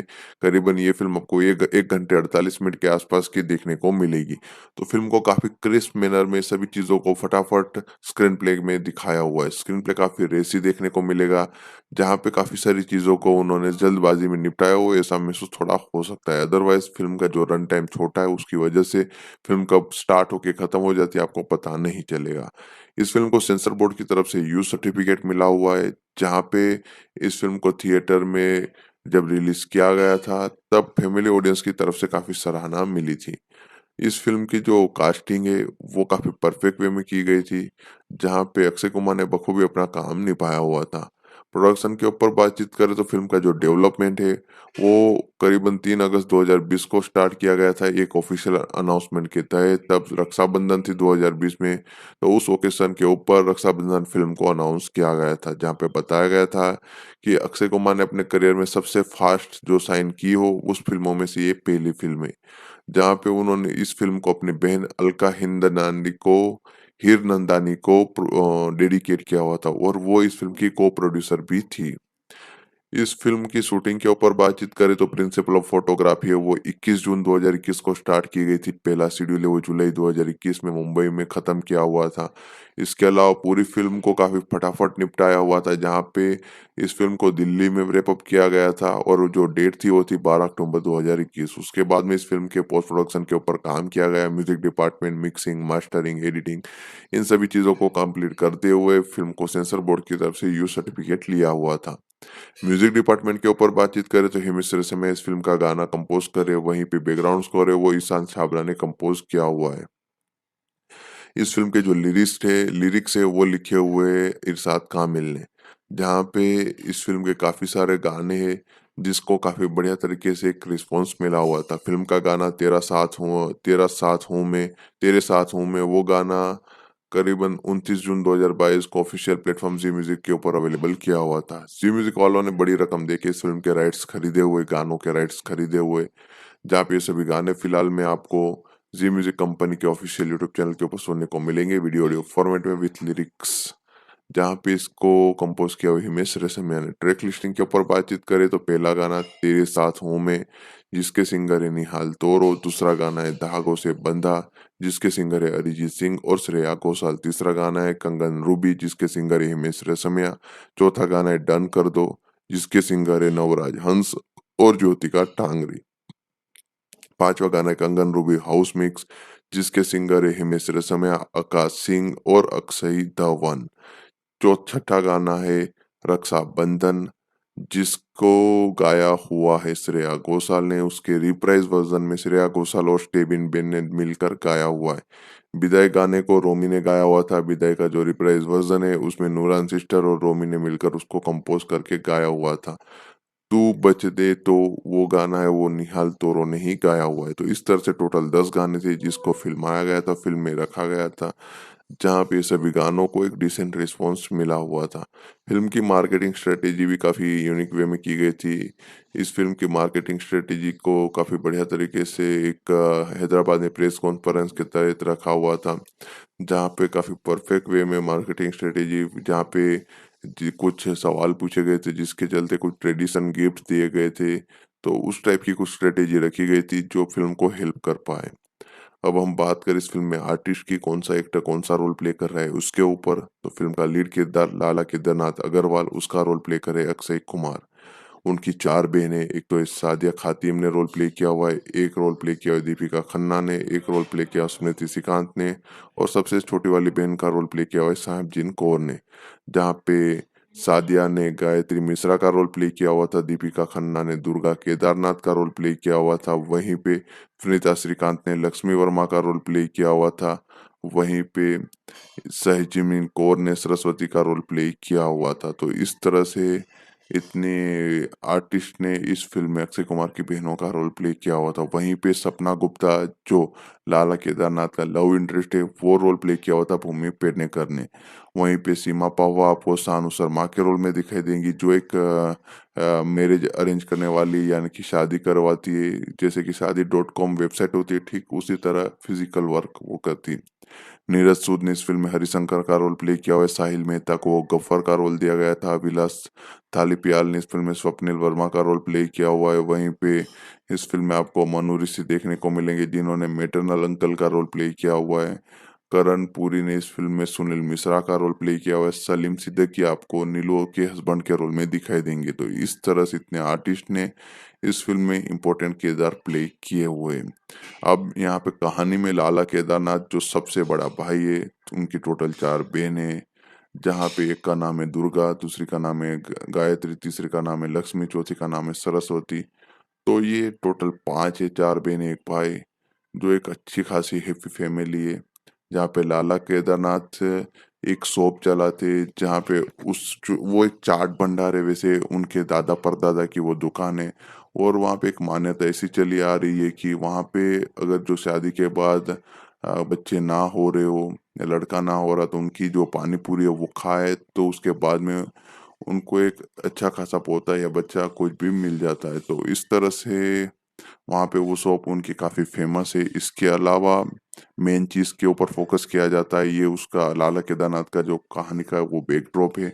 मेन चीज़ यही है कि वो अपने बेटों की सॉरी अपनी बहनों की शादी करवाना चाहती है, जहाँ पे उन्होंने अपनी माँ से कमिटमेंट किया हुआ था कि जब उनकी माँ आखिरी साँसें ले रही थी, तब उन्होंने अपने बड़े बेटे से एक वादा करवाया था कि जब तक उनकी ये 4 बहनों की शादी ना हो जाए, तब तक वो शादी नहीं करेंगे। जिसके चलते उनकी गर्लफ्रेंड यानी कि सपना, वो काफ़ी सालों से वेट करती हुई आ रही है उसे शादी करने के लिए। उसके बाद में सपना के पिता लाला को आखिरी वार्निंग देते थे कि अगर तुम 6 महीनों में अपनी बहनों की शादी नहीं करवाते हो, तो मैं अपनी बेटी की शादी किसी और से करवा दूँगी। तो इन सभी चीज़ों के बीच में लाला केदारनाथ अपनी बहनों की शादी के लिए काफ़ी मशक्कत कर रहा है, जहाँ पे अपनी बड़ी बहन की शादी के लिए उसको करीबन 18 लाख इकट्ठे करने हैं।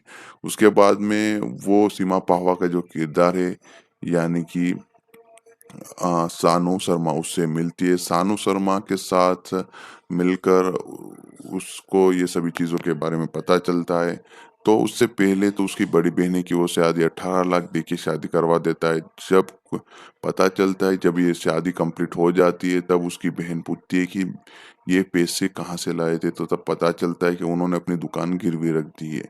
और उसके बाद में चीज़ें थोड़ी आगे बढ़ती रहती है। धीरे-धीरे कुछ चीज़ें रिवील की जाती है, जहाँ पे बताया जाता है कि उसकी बहनें टोटल दूसरी और भी बहनें, जहाँ पे टोटल 4 बहनें, तो उसमें से 3 बहनों की शादी के लिए 2 लड़के मिल जाते, 2 बहनों के लिए, जहाँ पे सानू शर्मा उनको अरेंज करती है।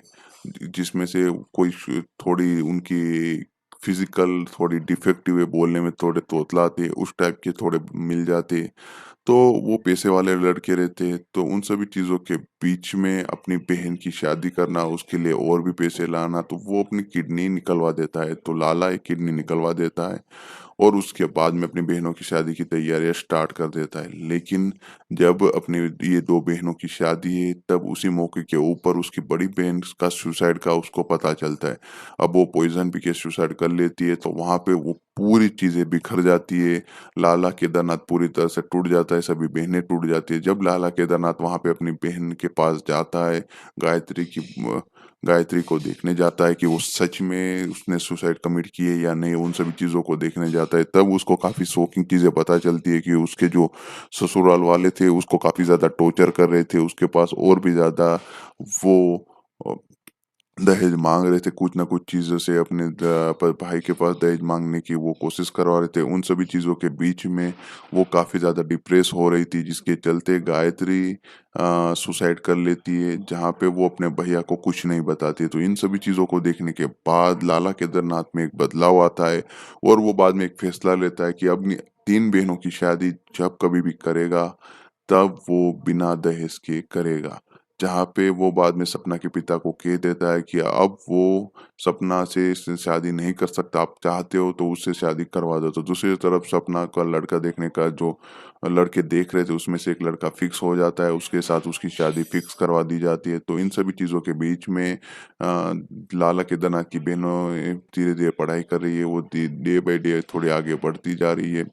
जहाँ पे एक सपना की शादी जब हो रही होती है, जब वो फेरे ले रहे थे, तब उसके पिता को ऐसा लगता है कि वो गलत कर रहे हैं और उसके बाद में वो कहते हैं उसको कि वो लाला केदारनाथ से शादी कर सकती है। थोड़ा उनको थोड़ा ड्रामा करना पड़ेगा, तो उन ड्रामा के बीच में कॉमेडी सिचुएशन को क्रिएट करते हुए बाद में लाला केदारनाथ के साथ सपना की शादी करवाने का फैसला लिया जाता है और उसी जहाँ पे लाला केदारनाथ की बहन की शादी उसी मंडप में करवाई जाती है, जहाँ पे सपना के साथ जिसकी शादी होने वाली होती है, तो उसकी दूसरी वाली बहन की शादी उसके साथ फिक्स करवा दी जाती है विदाउट एनी दहेज।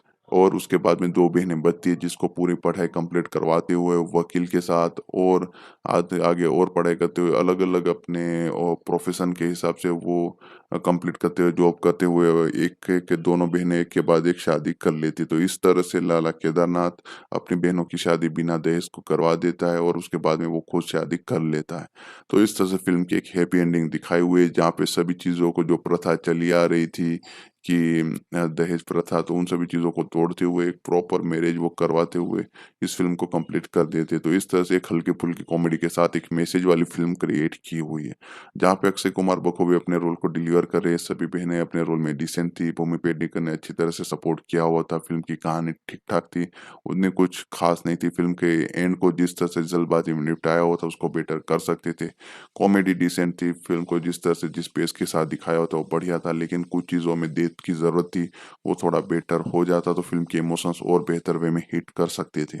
अदरवाइज़ इस फ़िल्म के साथ आप ज़्यादा ओवर एक्सपेक्टेशन मत रखिएगा, मीडियम एक्सपेक्टेशन के साथ देखोगे तो एक टाइम पास के तौर के साथ इस फ़िल्म को देखा जा सकता है, जहाँ पे एक ठीक-ठाक मैसेज डिलीवर किया हुआ है, जिसे आप ज़रूर एन्जॉय कर पाओगे। तो इस तरह से इस फ़िल्म को आप देख सकते हो, जहाँ पे डायरेक्शन डिसेंट है, वहीं पे कहानी के ऊपर थोड़ा और काम किया जा सकता था, डायलॉग्स थोड़े बेटर किए जा सकते थे। जहाँ पे कुछ डायलॉग्स है जहाँ पे बताया जाता है कि दहेज प्रथा अब लड़कियाँ लेगी, देगी नहीं, तो वो सभी चीज़ें एक ही बात हो गई, बंद करने की बात होनी चाहिए थी, लेने-देने की बात नहीं। तो उस टाइप के कई डायलॉग्स आपको सुनने को मिल जाएँगे जिसको बेटर किया जा सकता था। प्रोडक्शन वैल्यू काफ़ी बढ़िया थी, जो चांदनी चौक का एरिया दिखाया हुआ है, जो लोकेशन शोकेस किया हुआ है, वो सभी चीज़ें परफेक्ट थी। फ़िल्म की स्टार कास्ट भी अच्छी थी, नैरेशन जिस तरह से फ़िल्म को दिया हुआ था डायरेक्टर ने वो अच्छा था, सिनेमेटोग्राफी बढ़िया थी, जिस तरह से लोकेशंस दिखाए हुए थे वो अच्छे थे, एडिटिंग काफ़ी क्रिस्प तरीके से की गई थी, आपको पसंद आएगी।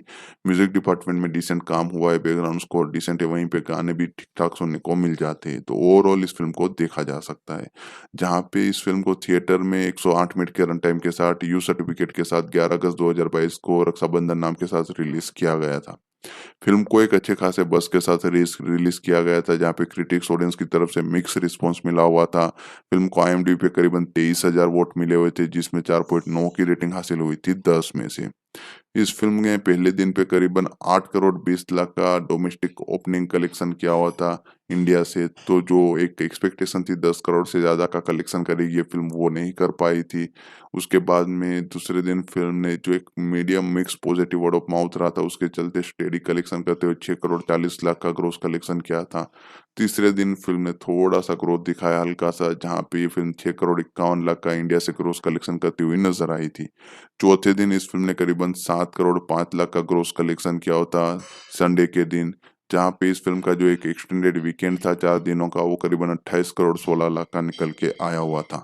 8 सितंबर 2022 तक इस फ़िल्म ने करीबन 52 करोड़ 82 लाख का इंडिया से कलेक्शन किया हुआ था और पौने 9 करोड़ जितना ओवरसीज़ से कलेक्शन किया हुआ था। और इसी बदौलत इस फ़िल्म ने करीबन 61 से 62 करोड़ का life time world wide gross collection करके दिया हुआ था, जहाँ पे फ़िल्म का बजट ही 70 करोड़ था। तो इस हिसाब से ये फ़िल्म एक फ्लॉप फ़िल्म कहलाएगी, डिज़ास्टर तो नहीं थी। हाँ, बिलो एवरेज या फ्लॉप फ़िल्म की कैटेगरी में इस फ़िल्म को सेट किया जाएगा, जहाँ पे इस फ़िल्म का जो कंटेंट था वो डिसेंट था, लेकिन अक्षय कुमार की पिछले कुछ फ़िल्में थी जिसकी वजह से अभी फ़िलहाल में जिस तरह से बॉलीवुड में जो बॉक्स ऑफिस पे हाल रह रहा है, उस वजह से, साथ ही में लाल सिंह चड्ढा सामने थी, कार्तिकेय 2 फ़िल्म चल रही थी, तो इतनी सारी फ़िल्मों के बीच में इस फ़िल्म ने फिर भी कुछ किसी भी तरह से थोड़ा बहुत मैनेज कर लिया था, जिसके चलते ये फ़िल्म कुछ ज़्यादा लॉस में नहीं गई थी। जहाँ पे इस फ़िल्म के सैटेलाइट ओटीटी राइट्स है वो ज़ी स्टूडियो वालों ने ही खरीदे हुए, इस फ़िल्म के music rights, distribution rights, satellite rights, OTT rights, सभी राइट्स ज़ी स्टूडियो के ही पास है। तो इस फ़िल्म को ज़ी5 के ऊपर अवेलेबल किया हुआ है। इस फ़िल्म के जो लिरिक्स है वो लिखे हुए इरशाद कामिल ने, जहाँ पे इस फ़िल्म के काफ़ी सारे गाने हैं, जिसको काफ़ी बढ़िया तरीके से एक रिस्पॉन्स मिला हुआ था। फ़िल्म का गाना तेरे साथ हूँ मैं, वो गाना करीबन 29 जून 2022 को ऑफ़िशियल प्लेटफ़ॉर्म ज़ी म्यूज़िक के ऊपर अवेलेबल किया हुआ था। ज़ी म्यूज़िक वालों ने बड़ी रकम देके इस फ़िल्म के राइट्स खरीदे हुए, गानों के राइट्स खरीदे हुए, जहाँ पे ये सभी गाने फ़िलहाल में आपको ज़ी म्यूज़िक कंपनी के ऑफ़िशियल यूट्यूब चैनल के ऊपर सुनने को मिलेंगे वीडियो ऑडियो फॉर्मेट में विथ लिरिक्स। जहाँ पे इसको कंपोज़ किया हुआ हिमेश रेशमिया ने। ट्रैक लिस्टिंग के ऊपर बातचीत करें तो पहला गाना तेरे साथ हूँ मैं, जिसके सिंगर है निहाल तोरो। दूसरा गाना है धागों से बंधा, जिसके सिंगर है अरिजीत सिंह और श्रेया घोषाल। तीसरा गाना है कंगन रूबी, जिसके सिंगर है हिमेश रेशमिया। चौथा गाना है डन कर दो, जिसके सिंगर है नवराज हंस और ज्योतिका टांगरी। पांचवा गाना है कंगन रूबी हाउस मिक्स, जिसके सिंगर है हिमेश रेशमिया, आकाश सिंह और अक्षय धवन। छठा गाना है रक्षाबंधन, जिसको गाया हुआ है श्रेया घोषाल ने। उसके रिप्राइज वर्जन में श्रेया घोषाल और स्टेबिन बेन ने मिलकर गाया हुआ है। विदाई गाने को रोमी ने गाया हुआ था। विदाई का जो रिप्राइज वर्जन है उसमें नूरान सिस्टर और रोमी ने मिलकर उसको कंपोज करके गाया हुआ था। तू बच दे तो वो गाना है वो निहाल तोरो ने ही गाया हुआ है। तो इस तरह से टोटल 10 गाने थे जिसको फिल्माया गया था, फ़िल्म में रखा गया था, जहाँ पे सभी गानों को एक डिसेंट रिस्पॉन्स मिला हुआ था। फ़िल्म की मार्केटिंग स्ट्रैटेजी भी काफ़ी यूनिक वे में की गई थी। इस फ़िल्म की मार्केटिंग स्ट्रैटेजी को काफ़ी बढ़िया तरीके से एक हैदराबाद में प्रेस कॉन्फ्रेंस के तहत रखा हुआ था, जहाँ पे काफ़ी परफेक्ट वे में मार्केटिंग स्ट्रैटेजी, जहाँ पे कुछ सवाल पूछे गए थे जिसके चलते कुछ ट्रेडिशन गिफ्ट दिए गए थे। तो उस टाइप की कुछ स्ट्रैटेजी रखी गई थी जो फ़िल्म को हेल्प कर पाए। अब हम बात करें इस फ़िल्म में आर्टिस्ट की, कौन-सा एक्टर कौन-सा रोल प्ले कर रहा है उसके ऊपर, तो फ़िल्म का लीड किरदार लाला केदारनाथ अग्रवाल, उसका रोल प्ले करे अक्षय कुमार। उनकी 4 बहनें, एक तो सादिया खातिम ने रोल प्ले किया हुआ है, एक रोल प्ले किया हुआ है दीपिका खन्ना ने, एक रोल प्ले किया स्मृति श्रीकांत ने और सबसे छोटी वाली बहन का रोल प्ले किया हुआ है साहबजीन कौर ने। जहाँ पे सादिया ने गायत्री मिश्रा का रोल प्ले किया हुआ था, दीपिका खन्ना ने दुर्गा केदारनाथ का रोल प्ले किया हुआ था, वहीं पे सुनीता श्रीकांत ने लक्ष्मी वर्मा का रोल प्ले किया हुआ था, वहीं पे सहजिमिन कौर ने सरस्वती का रोल प्ले किया हुआ था। तो इस तरह से इतने आर्टिस्ट ने इस फ़िल्म में अक्षय कुमार की बहनों का रोल प्ले किया हुआ था। वहीं पे सपना गुप्ता, जो लाला केदारनाथ का लव इंटरेस्ट है, वो रोल प्ले किया हुआ था भूमि पेडनेकर ने। वहीं पे सीमा पहवा आपको सानू शर्मा के रोल में दिखाई देंगी, जो एक मैरिज अरेंज करने वाली, यानी कि शादी करवाती है। जैसे कि शादी डॉट कॉम वेबसाइट होती है, ठीक उसी तरह फिजिकल वर्क वो करती है।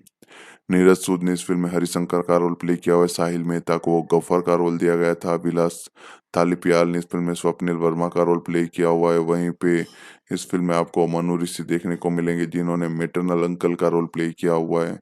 करण पुरी ने इस फ़िल्म में सुनील मिश्रा का रोल प्ले किया हुआ है, सलीम सिद्दीकी आपको नीलू के हस्बैंड के रोल में दिखाई देंगे। तो इस तरह से इतने आर्टिस्ट ने इस फ़िल्म में इम्पोर्टेंट किरदार प्ले किए हुए हैं। अब यहाँ पे कहानी में लाला केदारनाथ जो सबसे बड़ा भाई है, उनकी टोटल 4 बहनें, जहाँ पे एक का नाम है दुर्गा, दूसरी का नाम है गायत्री, तीसरी का नाम है लक्ष्मी, चौथी का नाम है सरस्वती। तो ये टोटल 5 है, 4 बहनें, 1 भाई, जो एक अच्छी खासी हैप्पी फैमिली है। जहाँ पे लाला केदारनाथ एक शॉप चलाते, जहाँ पे वो एक चाट भंडार है, वैसे उनके दादा परदादा की वो दुकान है।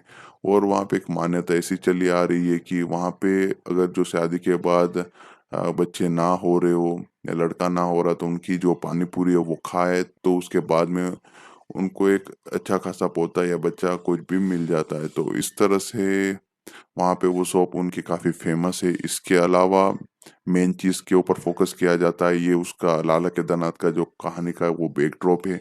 मेन चीज़ यही है कि वो अपने बेटों की सॉरी अपनी बहनों की शादी करवाना चाहते हैं, जहाँ पे उन्होंने अपनी माँ से कमिटमेंट किया हुआ था कि जब उनकी माँ आखिरी साँसें ले रही थी, तब उन्होंने अपने बड़े बेटे से एक वादा करवाया था कि जब तक उनकी ये 4 बहनों की शादी ना हो जाए, तब तक वो शादी नहीं करेंगे। जिसके चलते उनकी गर्लफ्रेंड यानी कि सपना, वो काफ़ी सालों से वेट करती हुई आ रही है उससे शादी करने के लिए। उसके बाद में सपना के पिता लाला को आखिरी वार्निंग देते थे कि अगर तुम 6 महीनों में अपनी बहनों की शादी नहीं करवाते हो, तो मैं अपनी बेटी की शादी किसी और से करवा दूँगी।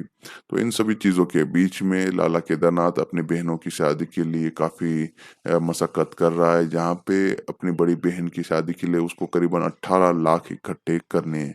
उसके बाद में वो सीमा पाहवा का जो किरदार है, यानी कि सानू शर्मा, उससे मिलती है। सानू शर्मा के साथ मिलकर उसको ये सभी चीज़ों के बारे में पता चलता है। तो उससे पहले तो उसकी बड़ी बहन की वो शादी 18 लाख दे के शादी करवा देता है। जब पता चलता है, जब ये शादी कंप्लीट हो जाती है, तब उसकी बहन पूछती है कि ये पैसे कहाँ से लाए थे? तो तब पता चलता है कि उन्होंने अपनी दुकान गिरवी रख दी है।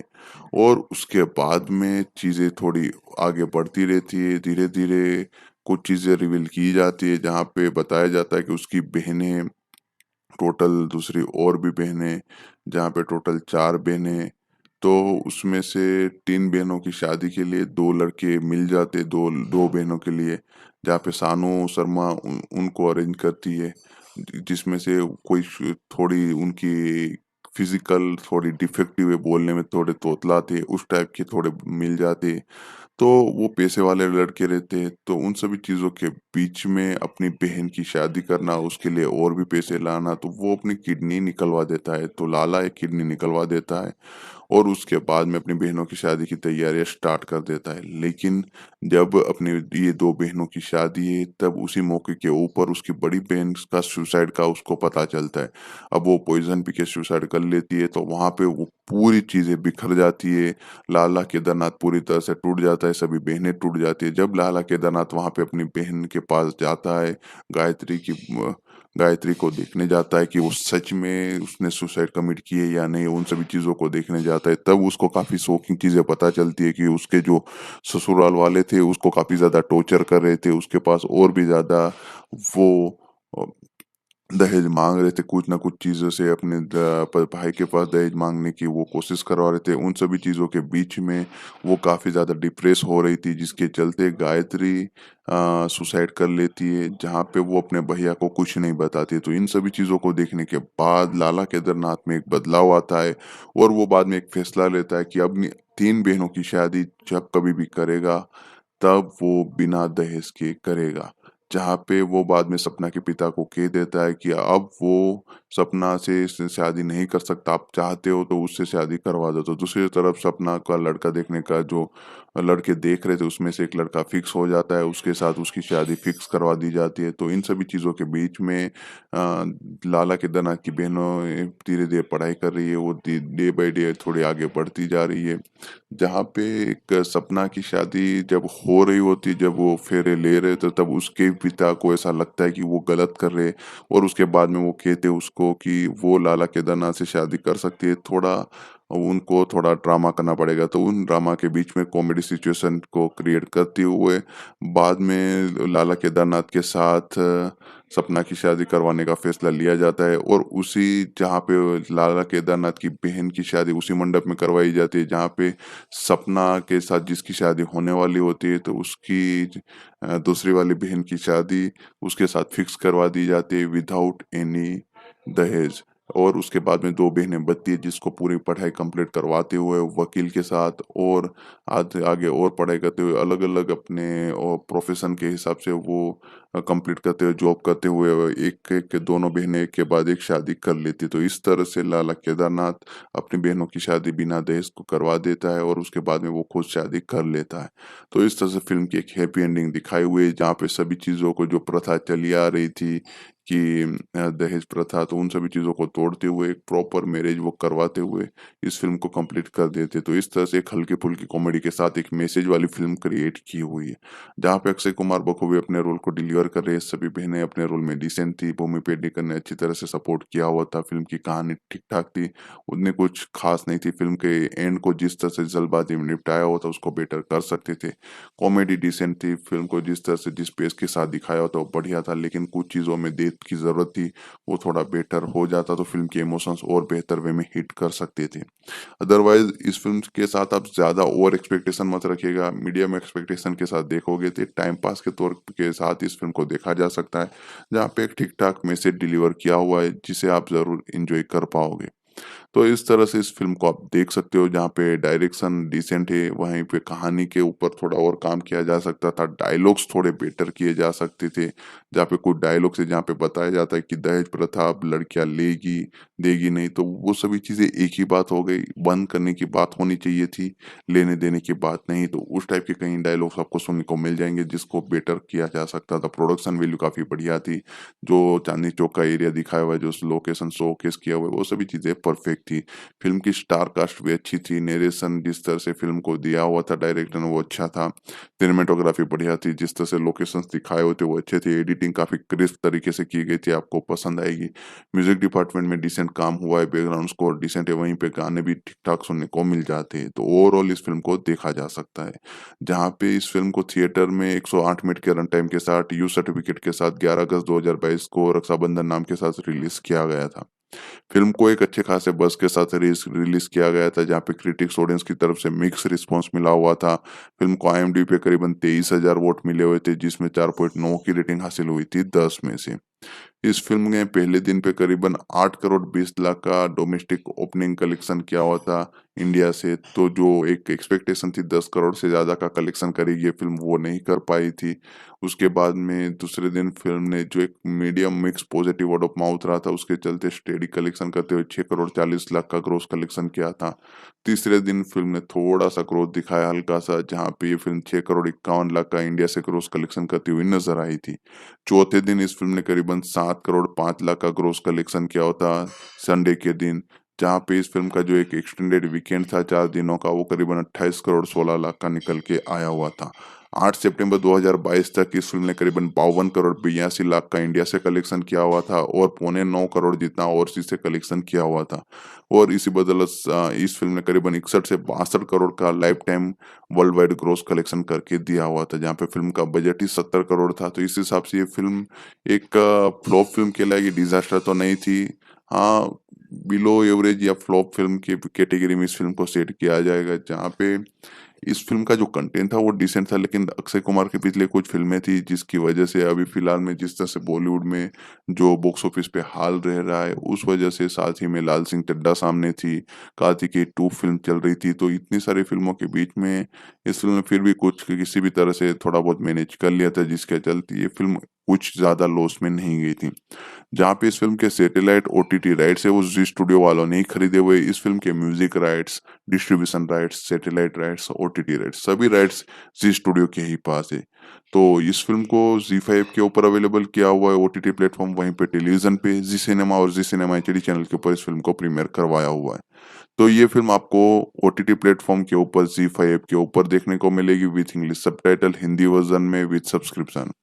वहीं पे रक्षाबंधन फ़िल्म का जो टेलीविज़न वर्ज़न है, वो आपको ज़ी सिनेमा एचडी चैनल के ऊपर देखने को मिलेगा, बिल्कुल फ्री में, हिंदी वर्ज़न में। तो एक बार फिर रिपीट कर देता हूँ कि ज़ी5 ओटीटी प्लेटफ़ॉर्म के ऊपर रक्षाबंधन फ़िल्म आपको with English subtitle Hindi version में विथ सब्सक्रिप्शन देखने को मिलेगी। वहीं पे इस फ़िल्म को टेलीविज़न पे ज़ी सिनेमा और ज़ी सिनेमा एचडी चैनल के ऊपर आप एन्जॉय कर पाओगे, बिल्कुल फ्री में। तो इस तरह से रक्षाबंधन फ़िल्म आप ओटीटी और सैटेलाइट प्लेटफ़ॉर्म के ऊपर एन्जॉय कर सकते हो। तो बस गाइज़ रक्षाबंधन फ़िल्म के रिगार्डिंग जितनी भी अपडेट थी, जो जितनी भी बातें थी वो मैंने शेयर कर दी है। फ़िल्म के pre production, post production, budget, box office collection, film के ऊपर डिटेलिंग दी हुई है। फ़िल्म के सभी इंटरेस्टिंग फैक्ट्स शेयर किए हुए हैं। फ़िल्म का एक रिव्यू दिया हुआ है जहाँ पे मैंने कहानी के ऊपर एक प्रॉपर चर्चा की हुई है। सभी किरदारों के बारे में मैंने बताया हुआ है। साथ ही में इस फ़िल्म की टेक्निकल डिपार्टमेंट, म्यूज़िक डिपार्टमेंट के ऊपर बातचीत की हुई है। स्टार का सपोर्टिंग कास्ट की परफॉर्मेंसेस के बारे में बातचीत की हुई है। फ़िल्म कहाँ पे कैसे देखने को मिलेगी उसकी एक प्रॉपर जानकारी दी हुई है।